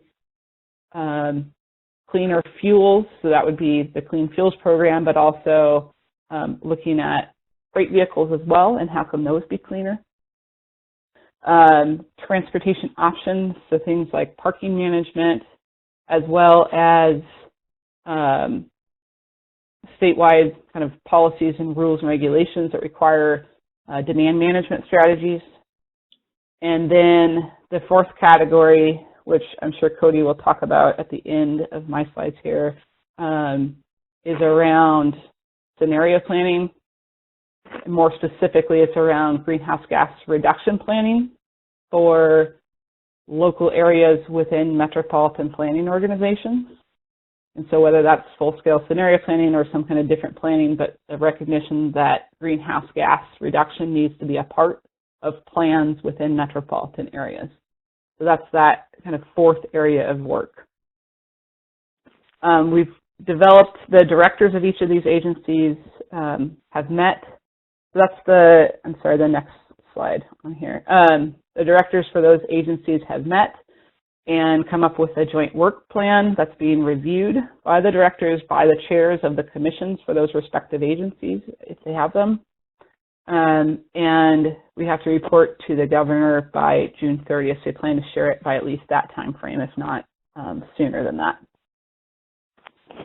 Next slide. Specific to ODOT, there's a couple additional directives that are worth mentioning here. The first is a transportation transportation electrification needs analysis. That's a mouthful. That is really to look at the electric infrastructure across the state of Oregon, to kind of do existing conditions. What do we have out there? How is that supporting or not supporting people moving to electric vehicles? Our focus is on light vehicles mostly, because those are the goals and targets in Senate Bill 1044. However, we will look across transportation to look at potential electrification needs for micromobility, so whether that's scooters or electric bikes, as well as for freight transportation, for freight trucking. So we'll look at the gambit of all parts of transportation, but we'll be focused primarily on light vehicles. The governor's executive order says that we have to focus on equity considerations and in rural areas in particular. And I think what I've heard from legislators and others in the past is that most of our greenhouse gas reduction strategies focus on urban areas, that there's very few levers that they can pull in rural areas. However, EVs might be one of those options. So I think there's a particular interest in us looking at those rural areas. We have to complete a study by June 30th, 2021. The other directive specific to ODOT is for considering greenhouse gas emissions as part of making our capital project decisions. So we codify our project decisions, what projects we select, in what's called a Statewide Transportation Improvement Program, or the STIP. So that's our planning document that says, here's the projects that we're going to pursue and fund. As we make decisions of what those projects are, or how we allocate funds across the state, like how much money should we put into public transportation or biking and walking, fixing our existing assets, etc. All of those components of decision making now need to have a lens of greenhouse gas reduction. Now, I think everyone's realistic that it's one of many lenses that we put on as we select projects. But it's being very explicit about it and looking for ways that we can try to compile a listing of projects that don't increase emissions and, if possible, decrease emissions. So that's kind of the goal that we're striving for there. I think that relates very much to the subcommittee work of OMSC that's working on project-level GHG emissions. So I'm talking to Ali later this week, and I think there's an opportunity to engage with that committee and maybe vet what we're considering for some of the GHG analysis options, because the timeline of June 30th, 2021 doesn't match super well with where that subcommittee timeline is. However, the more that we can get input from each of you professionals, I think that would be really helpful and valuable to our work. Next slide. And I think this one is Cody's, and maybe I'll let Cody talk, and I'm happy to take any questions as well.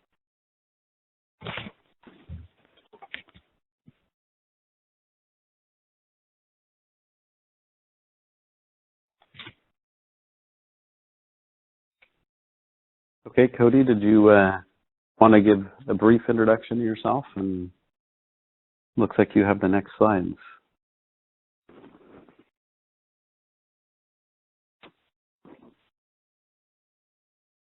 Hey, Cody, if you're talking, you might still be on mute.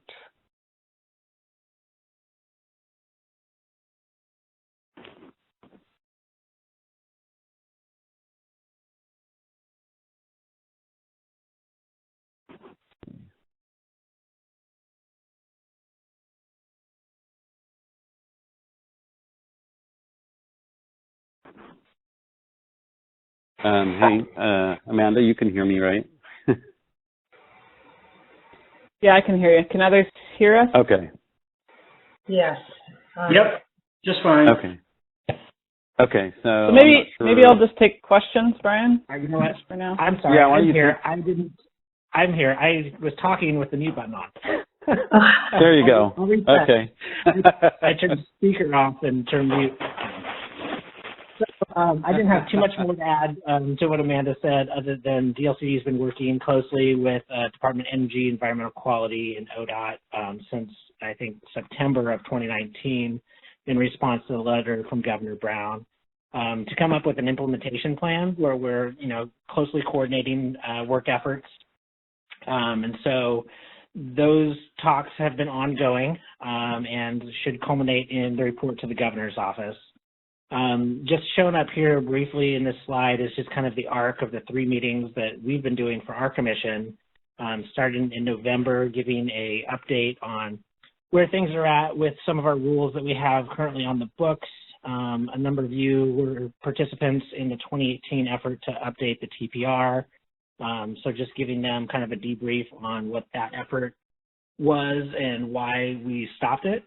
And we identified, as far as going forward with, metropolitan scenario planning, we had 3 key policy choices that we identified that we've got to really sift through to decide what to do with those rules. And those were, do our rules, steer towards the local governments, which are pretty clear authority that our commission has to guide planning for cities and counties, or how do we sift out what to do with metropolitan level planning, since MPOs are federal creatures. Monitoring enforcement in the similar vein is, what do we do to ensure their rules are being followed? And then pretty clearly, all the scenario planning work since 2010 has identified funding as pretty much the key driver of how we're going to do that work. MPOs are kind of stretched to do their basic functions, so we want to make sure that if we do adopt any further mandates, that funding goes along with that. Then in January, we followed that up with Amanda giving a really great presentation she gives on the STS. So we kind of update our commissioners on what is the STS in general. We've got a lot of new commissioners on board. And then the statewide transportation strategy monitoring report, and then specifically what land use actions are a part of the STS and how those are looking. In March, we've had to cancel, obviously, because of COVID, but we're coming back to our commission with a little bit more detailed look at the executive order since they've not seen it yet as a commission. So just giving pretty similar walkthrough that Amanda just gave. We're going to have Central Lane and Metro come and give presentations on their scenario planning efforts. Then we're going to give an overview of what the voluntary track of scenario planning looks like and the strategic assessments. So we've done those with Albany, Corvallis, Rogue Valley, and Central Lane, and we're going to give them just a look at kind of what are the options of scenario planning, and then what are the lessons learned that we've done. So that agenda item should be coming out in the next month, and we'll be meeting again in July. I think these reports to the governor will give a little bit more light into what the decision making is going to be for the commission, and then obviously by September we should know what we're doing with further rulemaking. So with that, I could take questions or hold them for after the other agencies.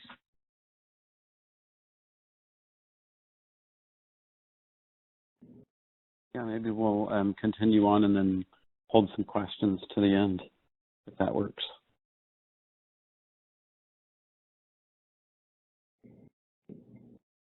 So next, I think, Jeffrey, you're going to talk about some of the ODEQ actions?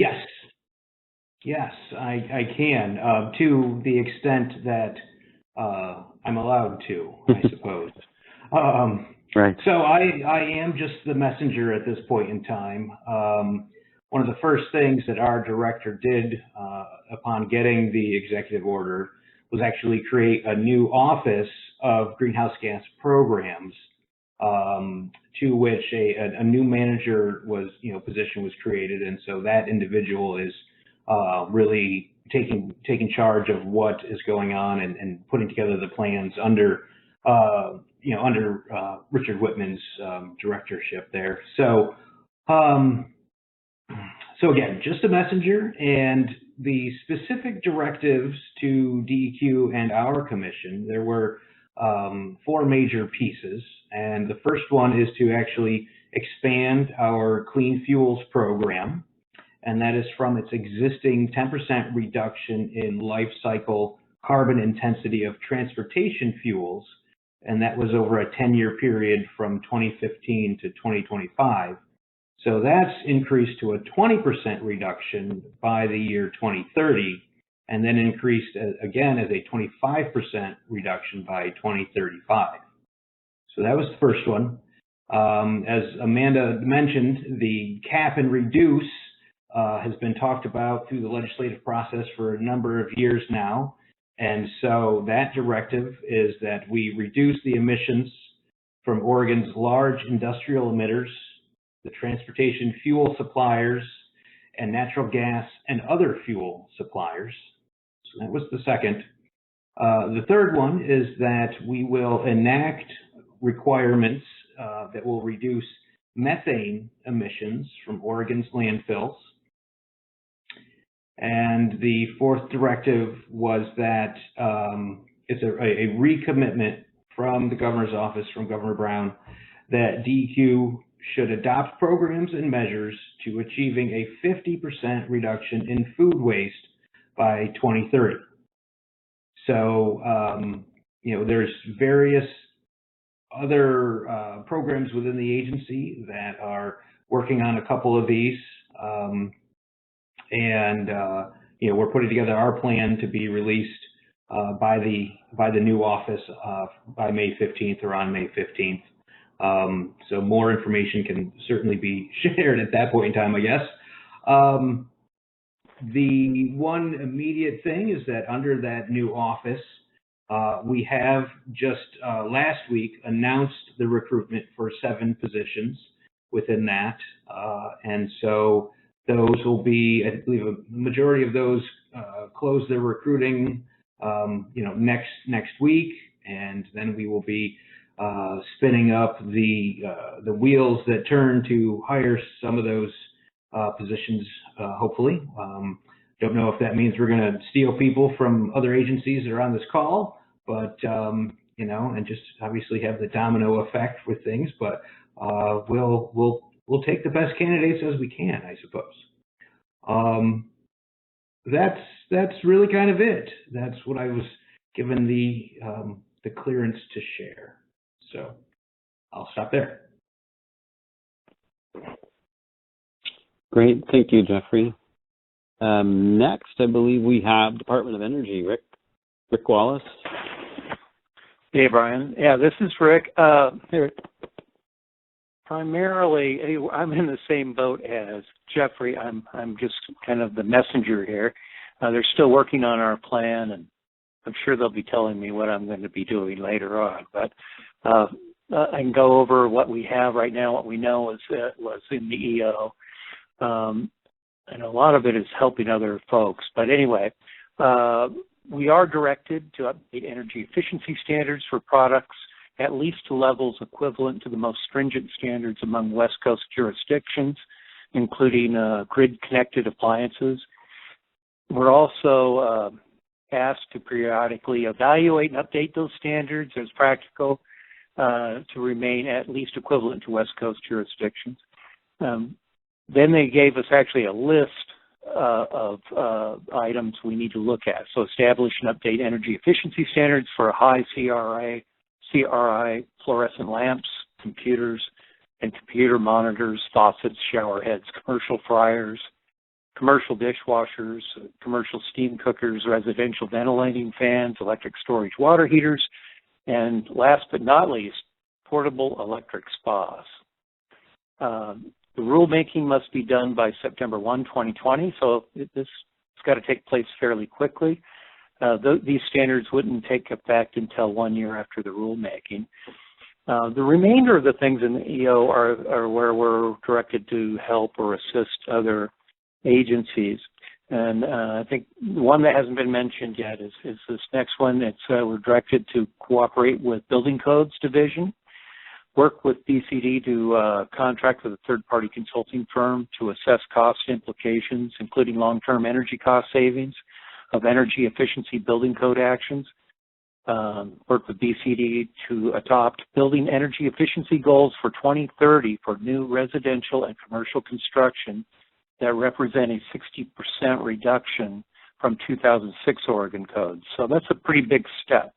Assist BCD in evaluating and reporting on Oregon's current progress toward achieving that goal. The report's due September 15th, 2020. So, and also work with BCD on metrics based on best practices, academic research to inform the baseline reduction, so on, of the code updates. And then a lot of these have been mentioned already to assist in rulemakings or other activities of other agencies. DEQ, the expansion of the low carbon fuel standard, DEQ, the cap and reduce emissions program, PUC to determine whether utility portfolios and customer programs reduce risk costs to utility customers by reducing greenhouse gas emissions, encourage electric companies to support transportation electrification infrastructure, prioritize proceedings and activities to advance decarbonization of the utilities sector and evaluate electric companies' risk-based wildfire protection plans, and convene periodic workshops to assist electric companies, consumer-owned utilities, and operators of electrical distribution systems to develop and share best practices for mitigating wildfire risk. Also something that we've been doing ongoing from EO 17-21 was with DAS, and that's the ZEV procurement and EV charging infrastructure for state agencies. in coordination with them, we built a model, a tool to evaluate that, and I guess we're going to continue on with that. And then, of course, the statewide transportation strategy, we were mentioned before on that. Also, Amanda already mentioned the statewide transportation electrification needs analysis that we would work on. And then the Oregon Global Warming Commission, which is supported and staffed by ODO, is directed to coordinate with ODF, ODA, and OWEB to submit a proposal on carbon sequestration and storage by Oregon's natural and working lands and forests, and report by June 30th, 2021. We're supposed to also report on the progress toward meeting the SB 1044 ZEV goals. So that's a report that ODO is required to put together. That will be done, let's see, the next one is due, or the first one I should say, is due in, I believe, November 2021. And there's quite a few goals in there. It's something to look forward to, I'm sure. Then, of course, ODO reviewing all its programs and activities. We're looking at where we can do all these other things. But there's a report, like you said before, of our actions that'll be due May 15th. So that's it for me. Great, thank you for the update, Rick, and we'll hold questions for just a little bit longer. Let's see. I don't think we did anybody from DAS, either maybe Josh Leonard or Mark McMullen, happen to be on the call? Provide any information on what DAS is doing? Okay, I know I don't think we heard back from them, so I just wanted to make sure. And then Eric, Maine, I believe Health Authority is still working on your approach, maybe, and not quite ready to share. Is that correct? Yeah, that's correct. Okay, so maybe in the future we'll get an update from OHA. So with that, I'll open up to anybody who has any questions on anything you've heard so far.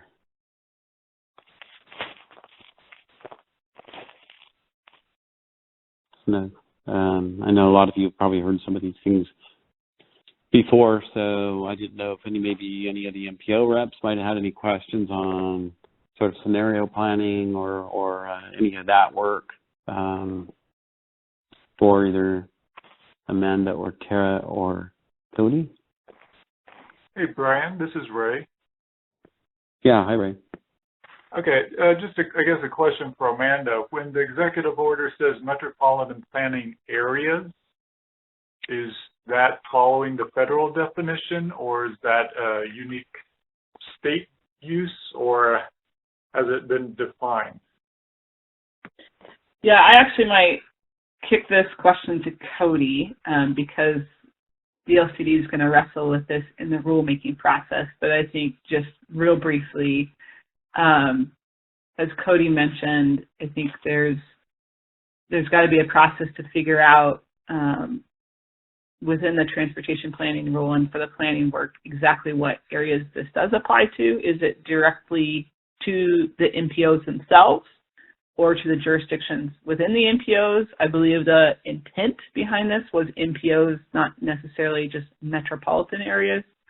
So more in line with the federal definition, recognizing that the MPOs themselves are federal entities.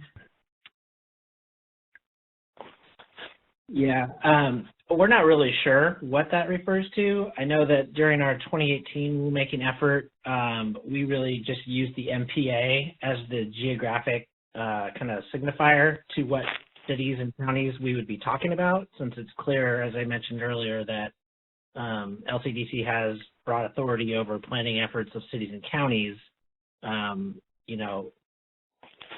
That's just a way of saying we're going to probably figure something out to what those cities and counties in those areas that have an MPO would be. And so to us, I think we're pretty agnostic as to who wants the responsibility. Is it a COG? Is it an MPO? Is it, an IGA or some kind of intergovernmental agreement between cities and counties to do some kind of planning work?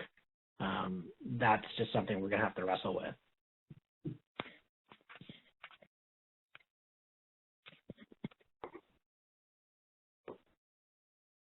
Any other questions for Amanda or Jeffrey or Cody or Rick? Yeah, this is Nick at Campo. I have a question. Hi, Nick. Hey, Brian. I guess, kind of looking ahead, I know there's, all the NPOs have a lot of plans that identify potential projects to reduce greenhouse gases. When's the, with all these planning processes, when's the earliest we can kind of expect any funding or something to kind of start to implement some of this stuff?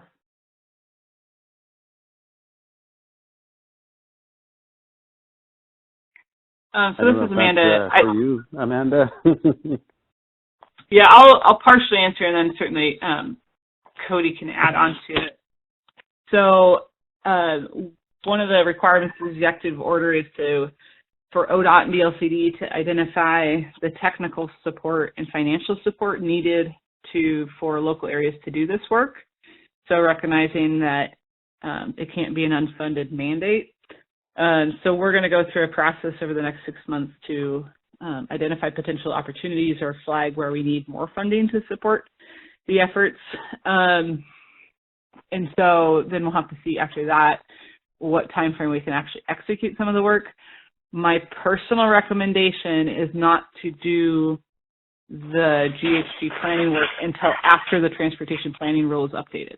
That document and rule itself will guide exactly what those areas should do.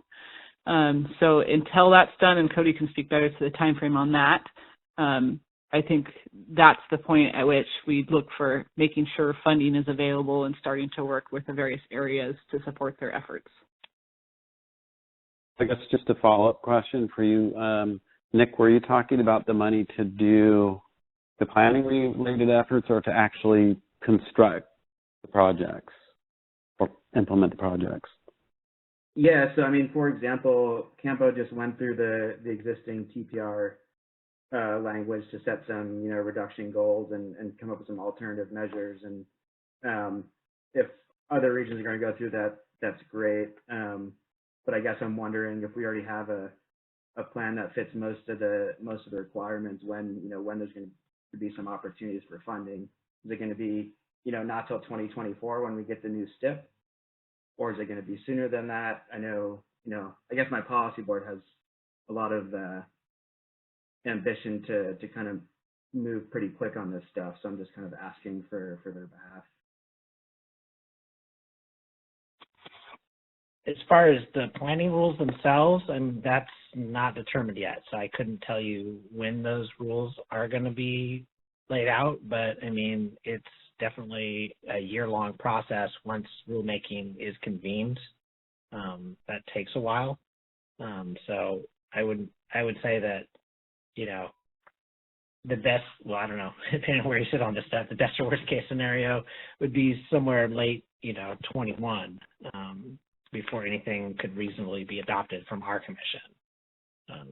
And so, with the COVID slowing things down, I don't anticipate that you're going to see some rulemaking being convened anytime soon from DLCD. Yeah, and and Amanda, you might be able to speak to this better, but as far as funds to go out and implement the things you've identified in your plan, say increase in transit or additional bike ped facilities, maybe some electric infrastructure, et cetera. I don't know of any funding that's specifically just for the GHG currently. I think that's sort of tied to the capping, the carbon cap related legislation and funding that might come from that. I think it's uncertain how that would play with other STIP application, implementation. I think that's partly what you're going to have to be kind of struggling with over the next year or so to think through, right, Amanda? Yeah, I think it's a good point. So for the implementing the plans piece and the funding to do that, there's not additional funding available currently in any of the structures. However, we are committed to looking at our investment programs to look for opportunities where we might prioritize projects that are consistent with the GHG reduction plan, or kind of focus certain programs like CMAQ and otherwise towards kind of the co-benefits within here. So we're looking within our existing investment programs. That said, and as all of you know, there's probably not a lot of kind of discretionary money that's out there and available for locals to compete for from the statewide basis. So it's not necessarily at this time any new sources. Brian, this is Mike Jaffe. I have a question. Hi, Mike. Go ahead. Hi. Okay. Make sure you can hear me. This is for Amanda, I guess, too. So earlier you were saying how one of the charges from the executive order is for ODOT to look at their own projects and determine and maybe prioritize ones that help reduce greenhouse gases. And where do you see going? How do you see that being implemented? Are you waiting for our greenhouse gas reduction tool committee to come up with a process, or are you developing a process before that to kind of figure out, how you can meet the governor's EO on that specific item? Yeah, good question, Mike. So I think given the time frame where we have to have figured out a process by June 30th of next year, we're probably not on the same timeline as that subcommittee, because we'll need to have a firm answer before then. I see several intersect points with that subcommittee to kind of vet where we're likely to head with that. I think it's a complex answer in that there's different decision points within the STIP. So there's the program funding allocations, which are like the buckets of money of how much goes to non-highway, how much goes to fix it, et cetera. So we'll probably be looking at doing some kind of high-level programmatic analysis coming up soon. And then there's the project side, which we have a number of things to look at, ranging from, do we exclude certain types of projects? So, for example, if the OTC doesn't really make a decision on the MPO projects, why would we do an analysis on those? Or if they don't make a decision on Federal Lands Access Program, FLAP projects, then we probably don't need to do analysis on those. Or maybe there's certain size, really small projects we don't do analysis on. Maybe instead of doing project by project, we do a roll-up of different project types and do a comparison. So I think all of that we're still going to have to figure out over the next several months by looking at data and different pieces. But we plan to bring kind of where we're heading to the OMSC subcommittee and get some feedback on that. Okay, thanks. This is Tara. I guess the thing I would bring up here too is also, I guess I heard this echoed a little bit from Nick. Like, we've done some planning. I think kind of our objective might be, I don't know exactly how this will roll out, but my thinking is that the objective should be to get sort of a plan in place that we can sort of track and monitor this and have GHG in the conversation, and try to do that with sort of minimal sort of extra planning. And then we can, because we don't really have the money. So let's get a process in that's going to track this in a way. And then as the money comes in, we will be making decisions slightly differently. And hopefully that will be new funds, because as Brian mentioned, we don't have a lot of new funds here, so there's not a lot of movement we can do, but we can set up a tracking system to make those decisions in that environment. And then if a cap and trade bill does pass and new funding comes in, it will be within that sort of cycle. So I think that's kind of where we're at right now, because the legislation didn't pass. We're in a stage we have to do with what we have, which is really kind of set up a system. And to the extent that we've already done some planning and we can leverage off that, I think I'd like to see that done as well.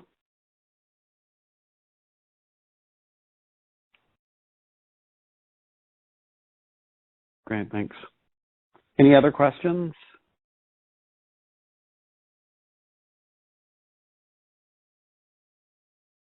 Okay, not This hearing is any. Tara. I might have a question for, since this is a modeling group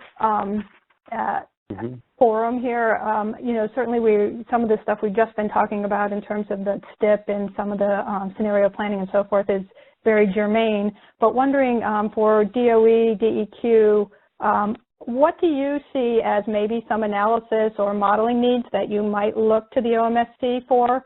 I think the Clean Fuels has some sort of maybe studies, say, to look at the effects of that. I don't know if there's anything on the DOE side. Where do you see the intersect with this group that does modeling and analysis and data to help with what you're doing?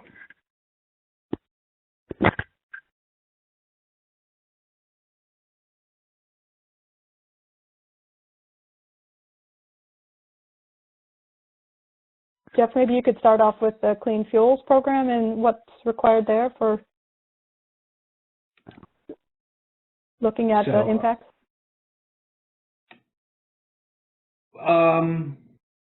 No.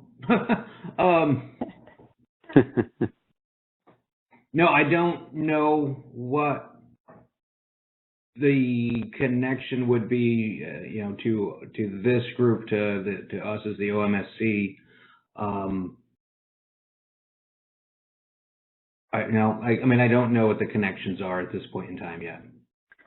Okay. Well, I did have some conversations with Corianne in terms of you guys need to come up with some kind of forecast of different scenarios of how to achieve those additional clean fuel reductions that would look at, how much vehicle traffic is predicted for the future and then different mixes of vehicles and fuels. So those would be things that people within this group might be interested in terms of, forecasting and modeling. But I don't, a lot of these things are very new and we don't all know what's going on, so. Yeah, I think it's a good question on the intersect of some of those, Tara, where we have MPC meets quarterly, and that's where some of the MPO coordination on the technical side happens. So if you and Ali and folks in the GHG subcommittee start having these conversations about tools and some of these connection points come up that might then need to touch with some of the MPC folks on inputs to get some coordination, that might be one way we can kind of think through handling that as we move forward. And I guess my second question would be, and that was alluded to, I think, by Amanda, that, the current STS, statewide transportation strategy, is not quite meeting its absolute goal of 75% reduction, let alone the enhanced to the 80% reduction by 2050. So, is it really, so far we've always been saying that we all share the same reduction goal equally, but maybe some things are harder and easier, and I wonder if you guys have any thoughts about the right forum to have those kind of discussions, or whether you've had them within your agency.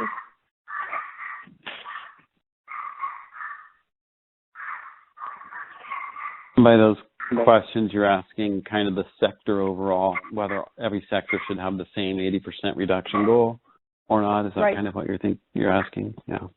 Exactly. Thank you.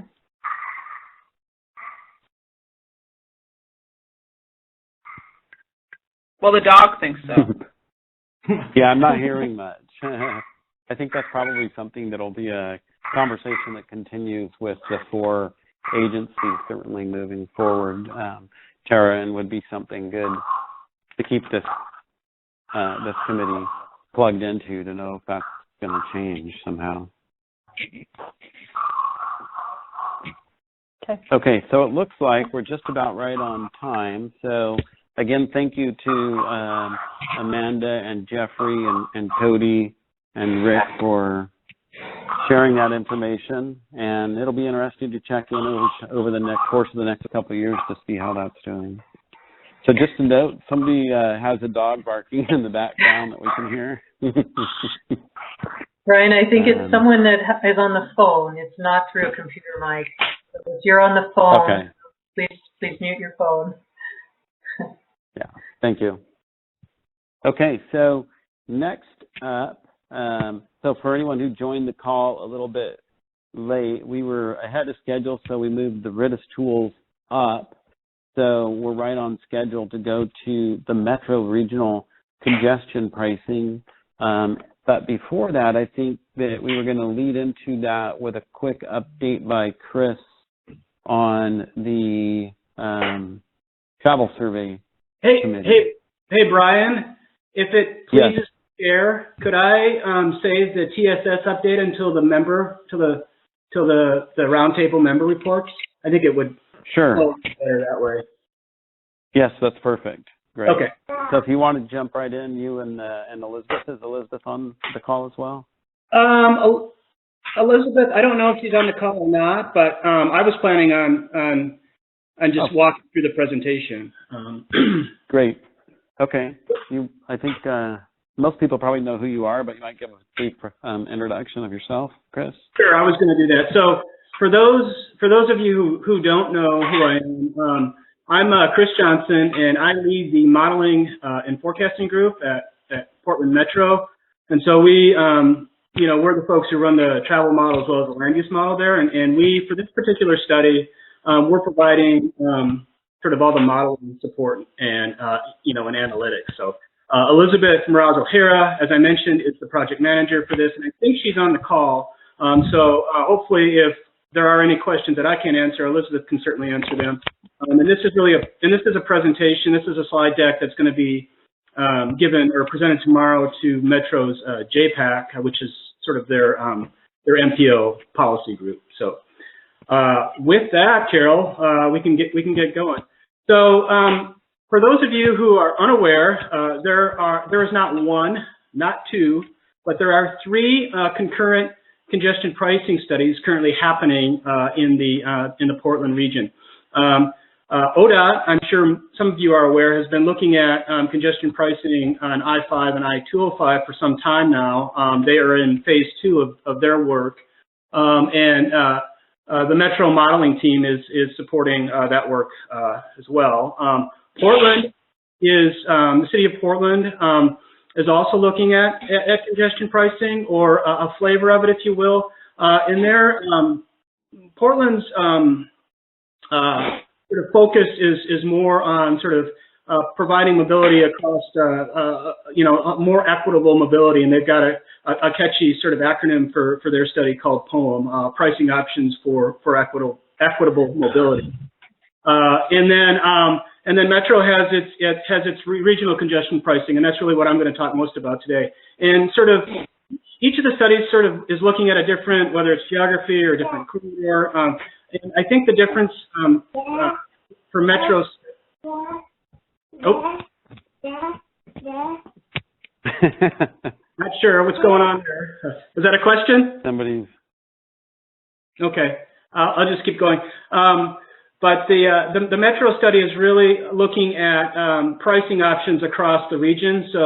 And looking at regional impacts and more system level impacts, and how pricing might, might serve some of Metro's, goals and priorities. And I'll get into those a little bit later. But just a quick, quick overview of where we are right now.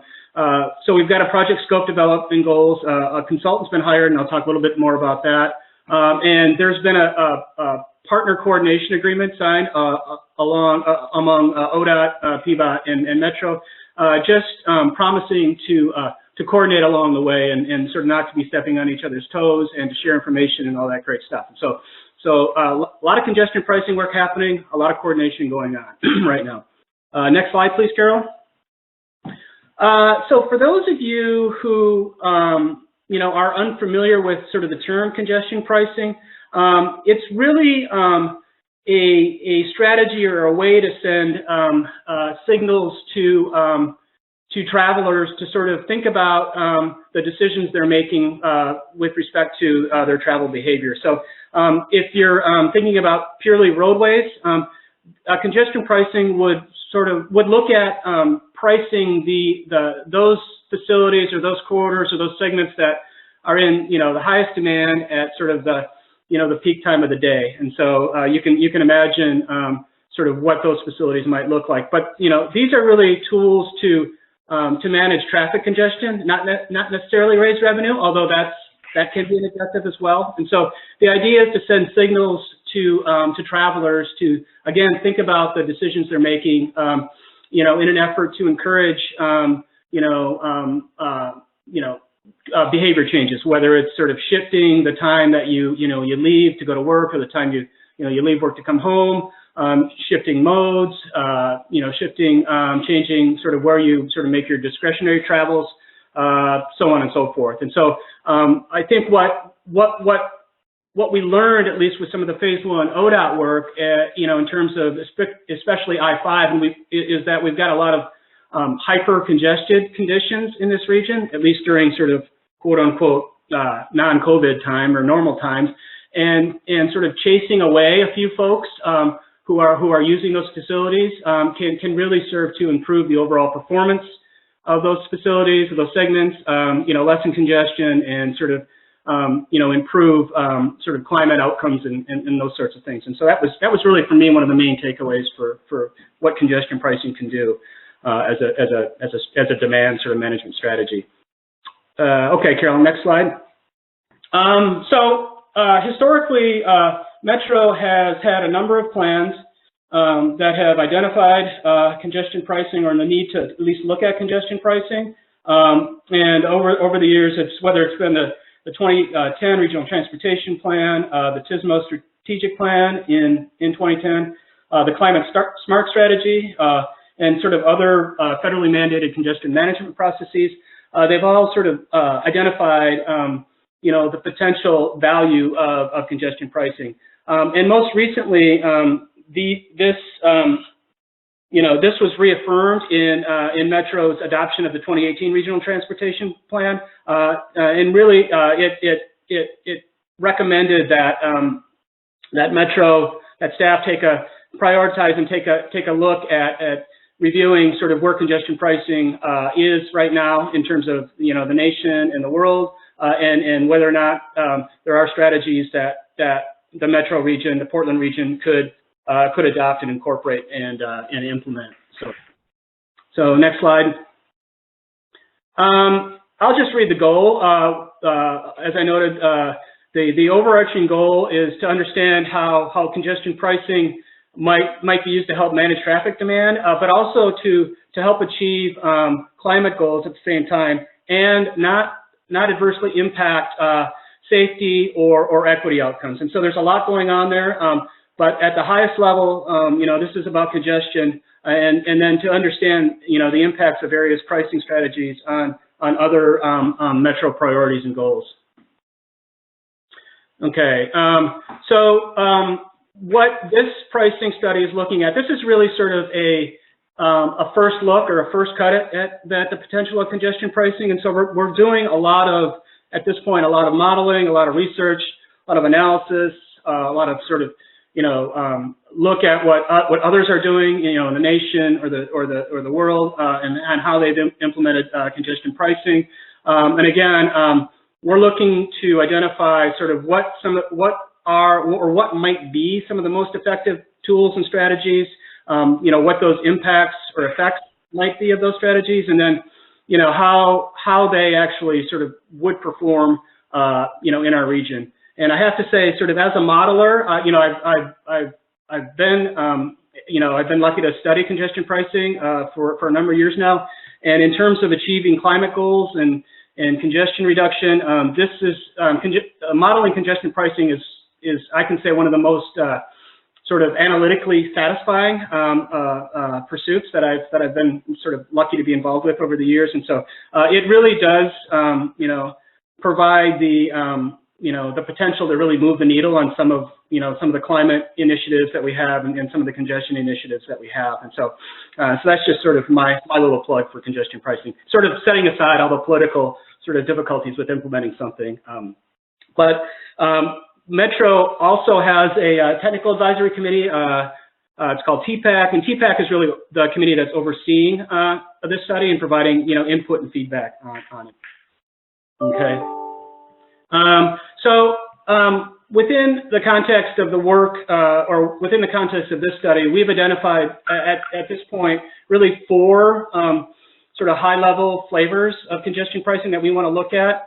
One of which is a cordon. So think of what they're talking about in Lower Manhattan, or what they have in Central London or Stockholm, where you'd really sort of draw a boundary or draw a line around a highly congested area, and you would charge folks as they cross that boundary a charge to either enter or travel within that area. We're also looking at a VMT or road user charge. So this would be something that's similar to the pilot RUC that's in place in Oregon right now. And we've actually done a couple of model runs, looking at sort of generic VMT charges for the Portland region. One of which is sort of we modeled sort of what is it the 15 cents or 18 cents per mile that the RUC actually is charging right now. And then we've translated some of the tolling rates that were developed as part of the ODOT phase 1 value pricing work into a VMT charge, and we've looked at that as well. So we've already done some initial modeling and have seen some interesting impacts and outcomes already.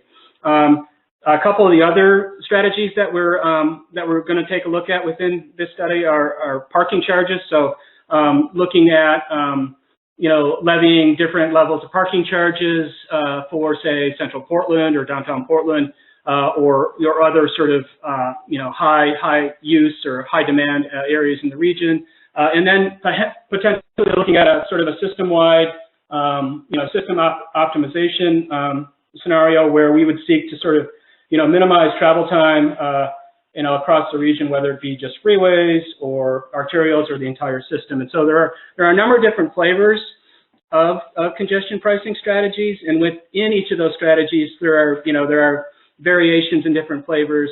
You can only imagine how you could sort of differentiate charges by time of day, by vehicle type, and so the number of scenarios that we'll end up looking at is probably going to be quite significant. Okay, thanks.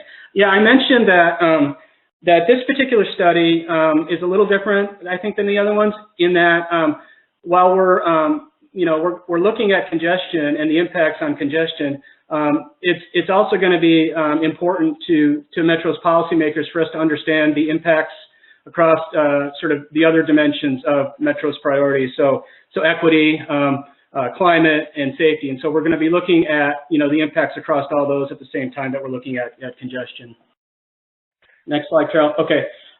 So outcomes.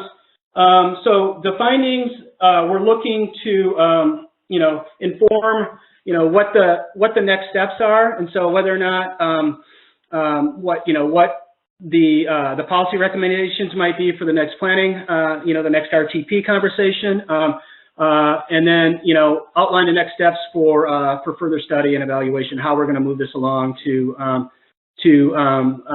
less of a higher level look and start to get into some of the weeds and some of the policies that might be needed to actually implement some sort of congestion pricing for the region. So the consultant team is on board. It's a team that's led by Nelson Nygaard, but it's a multi-firm team. HNTB and Sam Schwartz are involved. They have direct experience with sort of both planning and sort of back office operations. HNTB in particular. Sam Schwartz has been involved in the planning work that's being used in Lower Manhattan right now, and Nelson Nygaard's been involved in some of the congestion pricing thinking that's going on in Seattle and San Francisco. So not only is it sort of local and national expertise, but they've got some toolkits that are post processors, and so the idea is that the additional tools would help provide added value to some of the standard metrics that we produce from the travel model. And then, the idea was that there was going to be also a fairly significant communication effort in tandem with the technical work that's going on, because congestion pricing is a new concept to a lot of people. A lot of people would view it just as sort of an additional tax, an additional way to get revenue, and so there needs to be a lot of education and communication around sort of this very sort of interesting concept. I think this particular phase of the work, the communication phase, given sort of the impacts of the COVID on sort of various budgets, this communication effort might be scaled back or delayed for future years, and so but Elizabeth can really speak to that. Let's see. Next slide, please, Carol. So here's the general time frame. We really, well, the actual project, the sort of the groundwork with the Metro committees was kicked off last, summer of 2019, and throughout the fall, Elizabeth did a great job of sort of walking through the various committees, what we were trying to do, and sort of what the general time frame would be. The consultant, the notice to proceed for the consultant was sort of late 2019, and we really kicked off the work in early 2020, so January 2020. Like as I said, we've already conducted a few initial model runs. We're putting together sort of how we're going to define performance, what performance metrics we're going to look at. We've got a whole bunch of tools. We've got a sophisticated model. We are looking at existing conditions and putting together a sort of a framework for how we're going to define scenarios, how we're going to put together scenarios, and how we're going to sort of measure their effectiveness. So with that work, all the technical work will be, progressing, from, where we are now throughout the summer and into the fall. And then by sort of late 2020, early 2021, we expect to have the sort of all the analysis done and the findings wrapped up, and we expect to be sort of presenting the results to the various Metro advisory committees. All right, I think that's all I wanted to cover there.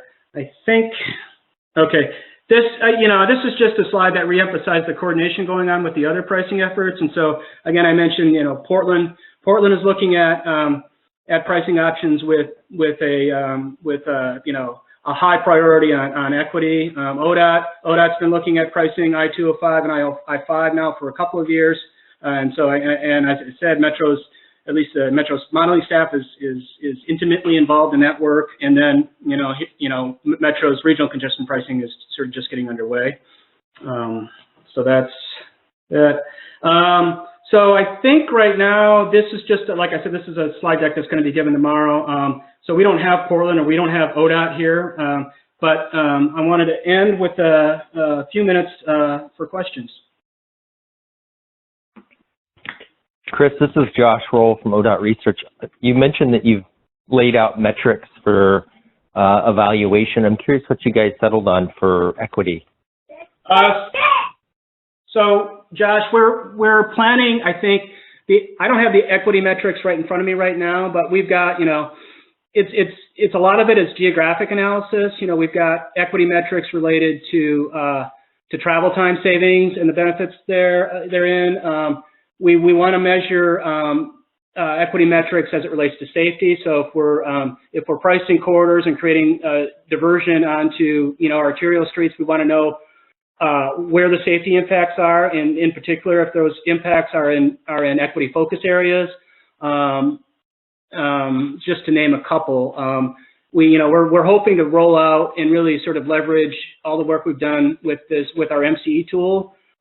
It provides us with a way to, I think, drill down and to understand the various impacts of these pricing scenarios across very specific geographies and hopefully equity focus areas. So that was a pretty generic answer to that question, but we've got some documentation around the metrics, the equity metrics that we plan to look at, and we're still developing them, frankly, that I can certainly provide to you. Great, thanks. Any other questions for Chris? Chris, this is Tara. Maybe I missed it, but did you talk about the tool set that you're going to use for this? Is it going to be your tools or the consulting springing tools, or how? Kind of a all hands on deck. Where certainly the centerpiece is our regional travel model, right? So we're able to the 4-step. Yeah, the 4-step model now, and so we're able to use that to test scenarios, various pricing scenarios, and then use the output from the travel model to either inform the MCE tool.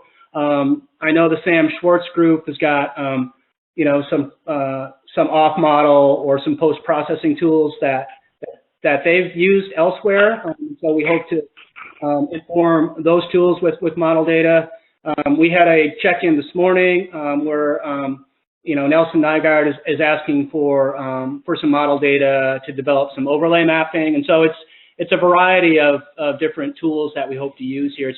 It's not going to just be sort of volume difference maps or plots that we would sort of show to the various advisory committees and stakeholder groups.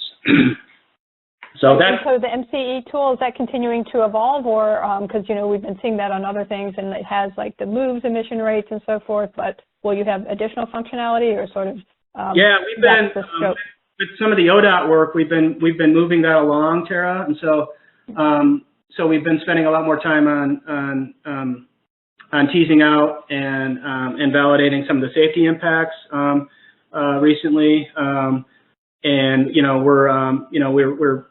we're looking to get at some understanding of sort of impacts to reliability, perhaps, with the MCE tool, and so slowly but surely we're evolving that tool with each study that we're able to sort of apply and test it. So we hope to, I think, with this study, with this work, sort of roll out the full spectrum of the benefits and the metrics that we're trying to measure through the MCE tool.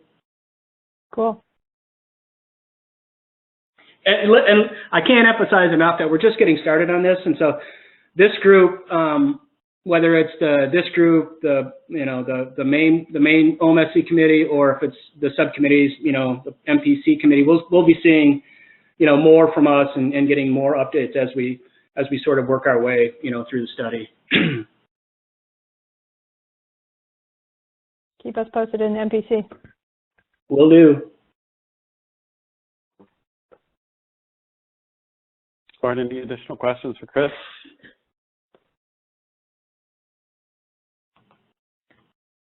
All right, great. Yeah, go ahead, Alex, it sounds like. Oh, yeah, Go ahead.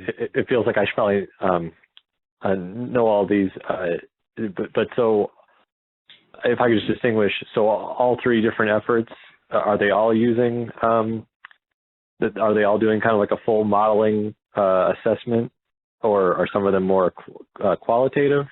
I think that's a good question, Alec. I think if I had to sort of rate them from quantitative to qualitative, I would, and I don't, maybe I'm a little premature in this rating, but I would probably rate the Portland's as the more qualitative, and Metro's and ODOT's work obviously is more quantitative at this point. So, but I think Metro probably falls with some of the other priorities and goals it's trying to get some traction on and some understanding of the impacts. I think there'll be a certain amount of qualitative sort of flavor in Metro's work as well.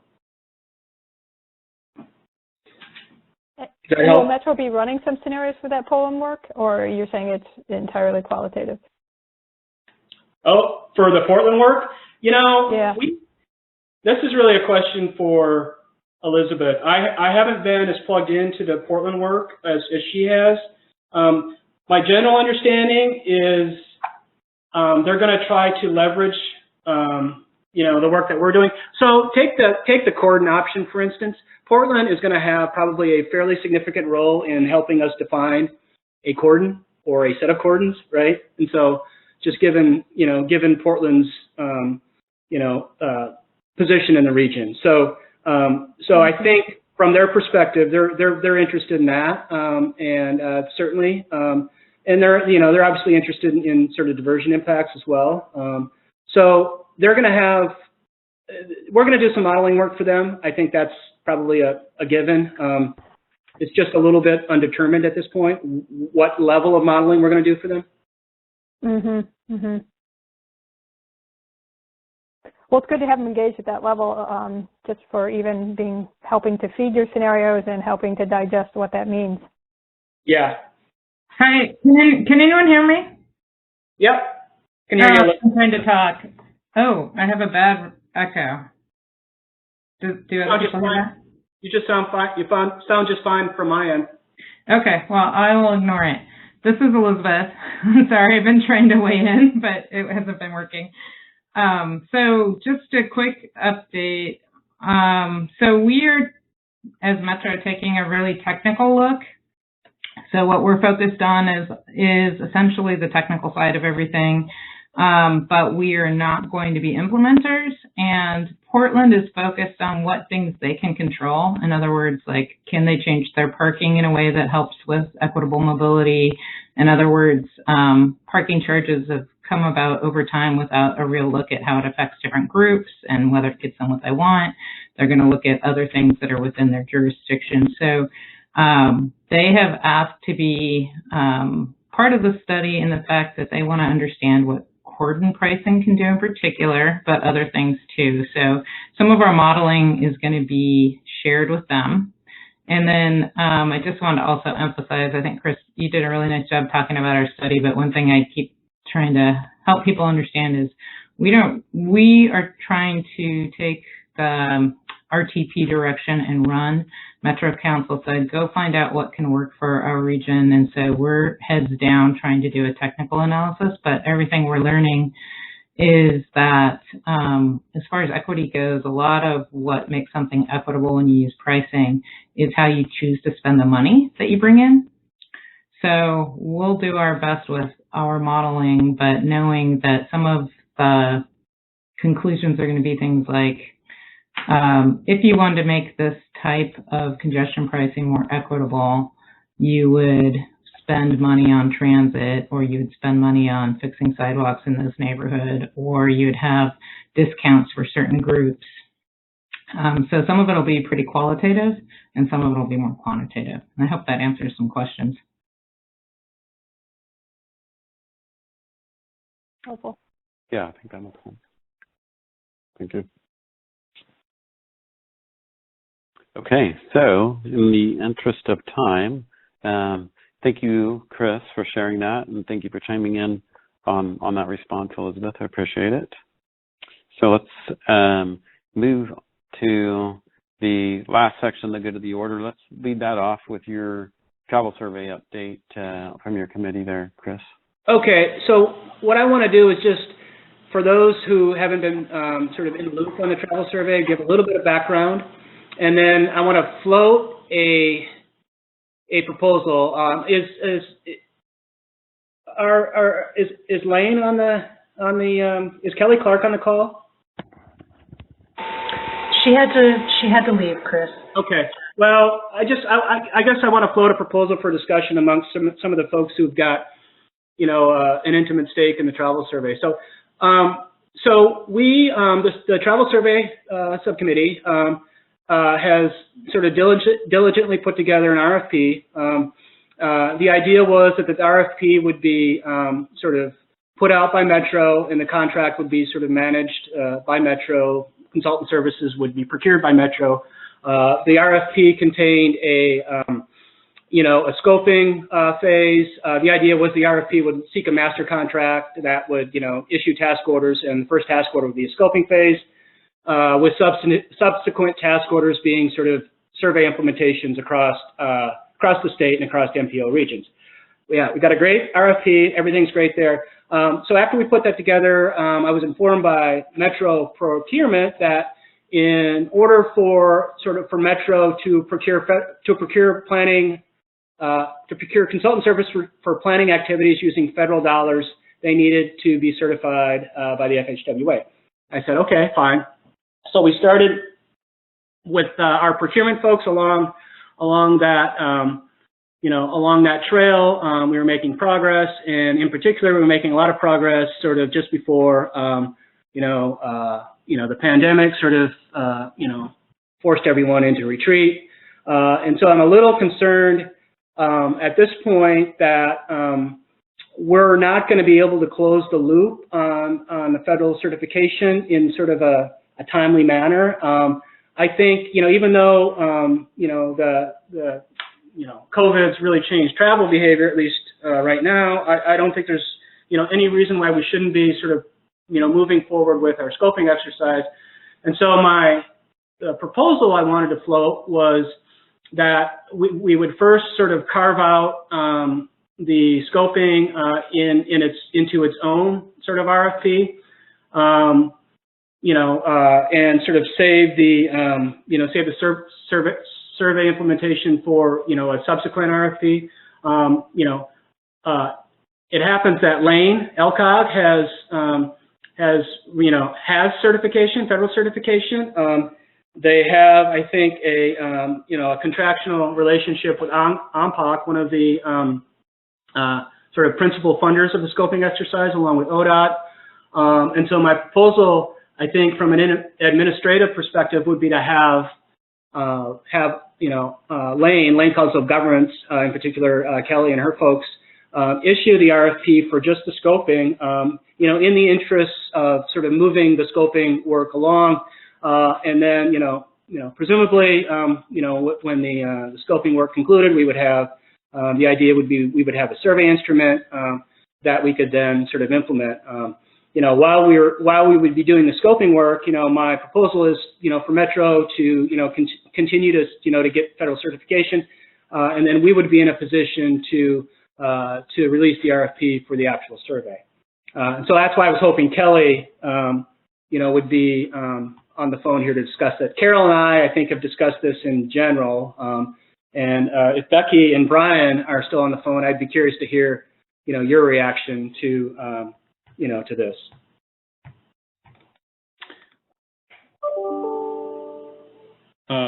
Chris, I have a question. Becky, I know you're part of that. Did you want to? Well, I guess I was waiting for you to answer, because I mean, I don't have any qualms with that, because we care about the product. Yeah. Right. Yeah. I can I ask a question of Chris? Sure. Yeah, go ahead. So if we separate the two RFPs, I kind of would make an assumption that having them combined, you'd probably have the same firm doing both the scoping and then the idea, Mike. Yeah, the idea was that if break it up. Yeah. Oh, sorry. The idea was, I think the strategy was that if we were happy with that firm, then we could sort of roll into the survey implementation. But if we were not happy with them, we could sort of call the task order good, and then and move ahead with a different firm, move ahead with a different RFP for the actual survey implementation. So we're kind of doing the same thing, but I think the proposal that I'm making just adds a little additional administrative layer and probably complexity to it. It's not as clean, but it's generally the same thing. It provides us with an option. Okay. Are you having just some discussions with firms that are out there to see what the lay of the land is, as far as who would be interested in doing the scoping? Yeah, absolutely. Yeah. RSG is a firm that I've worked with in the past, and they've helped out with the survey work that's going on in Seattle right now, or has been going on. So, obviously right now is not a it's not a good time to be in the field actually doing surveys, of course. Right. And so I think, given that, there's probably certainly some availability by smart thinkers in that field to help us out and move through and move our scoping along pretty fast, pretty quickly. And so I've been sort of anecdotally just heard that there's more, obviously more bandwidth in that field right now than there is in other sort of parts of the consulting world. So I'm confident we can get someone on board fairly quick, and not have to worry about competing competing projects or competing clients, right? So. But I just, you know, we've got This is a process question, so I think I can't think of anything I object to for your process. It makes sense, I guess. And so my question is, as far as making the decision, does this technical subcommittee make the decision, or do every MPO have to buy off on it? Well, so the funding, Mike, for the scoping work is what we identified was OMPOC had agreed to fund 125K of the scoping work, and then ODOT was going to contribute 75K. And so the funding for the scoping work is sort of there. I mean, OMPOC's already agreed to it, right? And so, and ODOT's already agreed to it. So it's just a matter of, you know, if Lane, you know, is willing to sort of take on, you know, the administrative effort that would be required to manage, you know, the scoping work. I think that's really the decision. So, you know, I think that the subcommittee would still have a role in evaluating, you know, consultant proposals, or at least seeing consultant proposals, and would have a role in that, right? Which is, I think, you know, probably the most important role, right? So that's kind of what I'm envisioning. I'm just, again, I'm a little concerned that, you know, that this is going to stall, because I just don't know how long, you know, we're going to be in this, you know, we're going to be treading water with our procurement folks. You know, they've got other things that they're worried about right now, and this is, you know, bubbled down on their priority list, I'm assuming.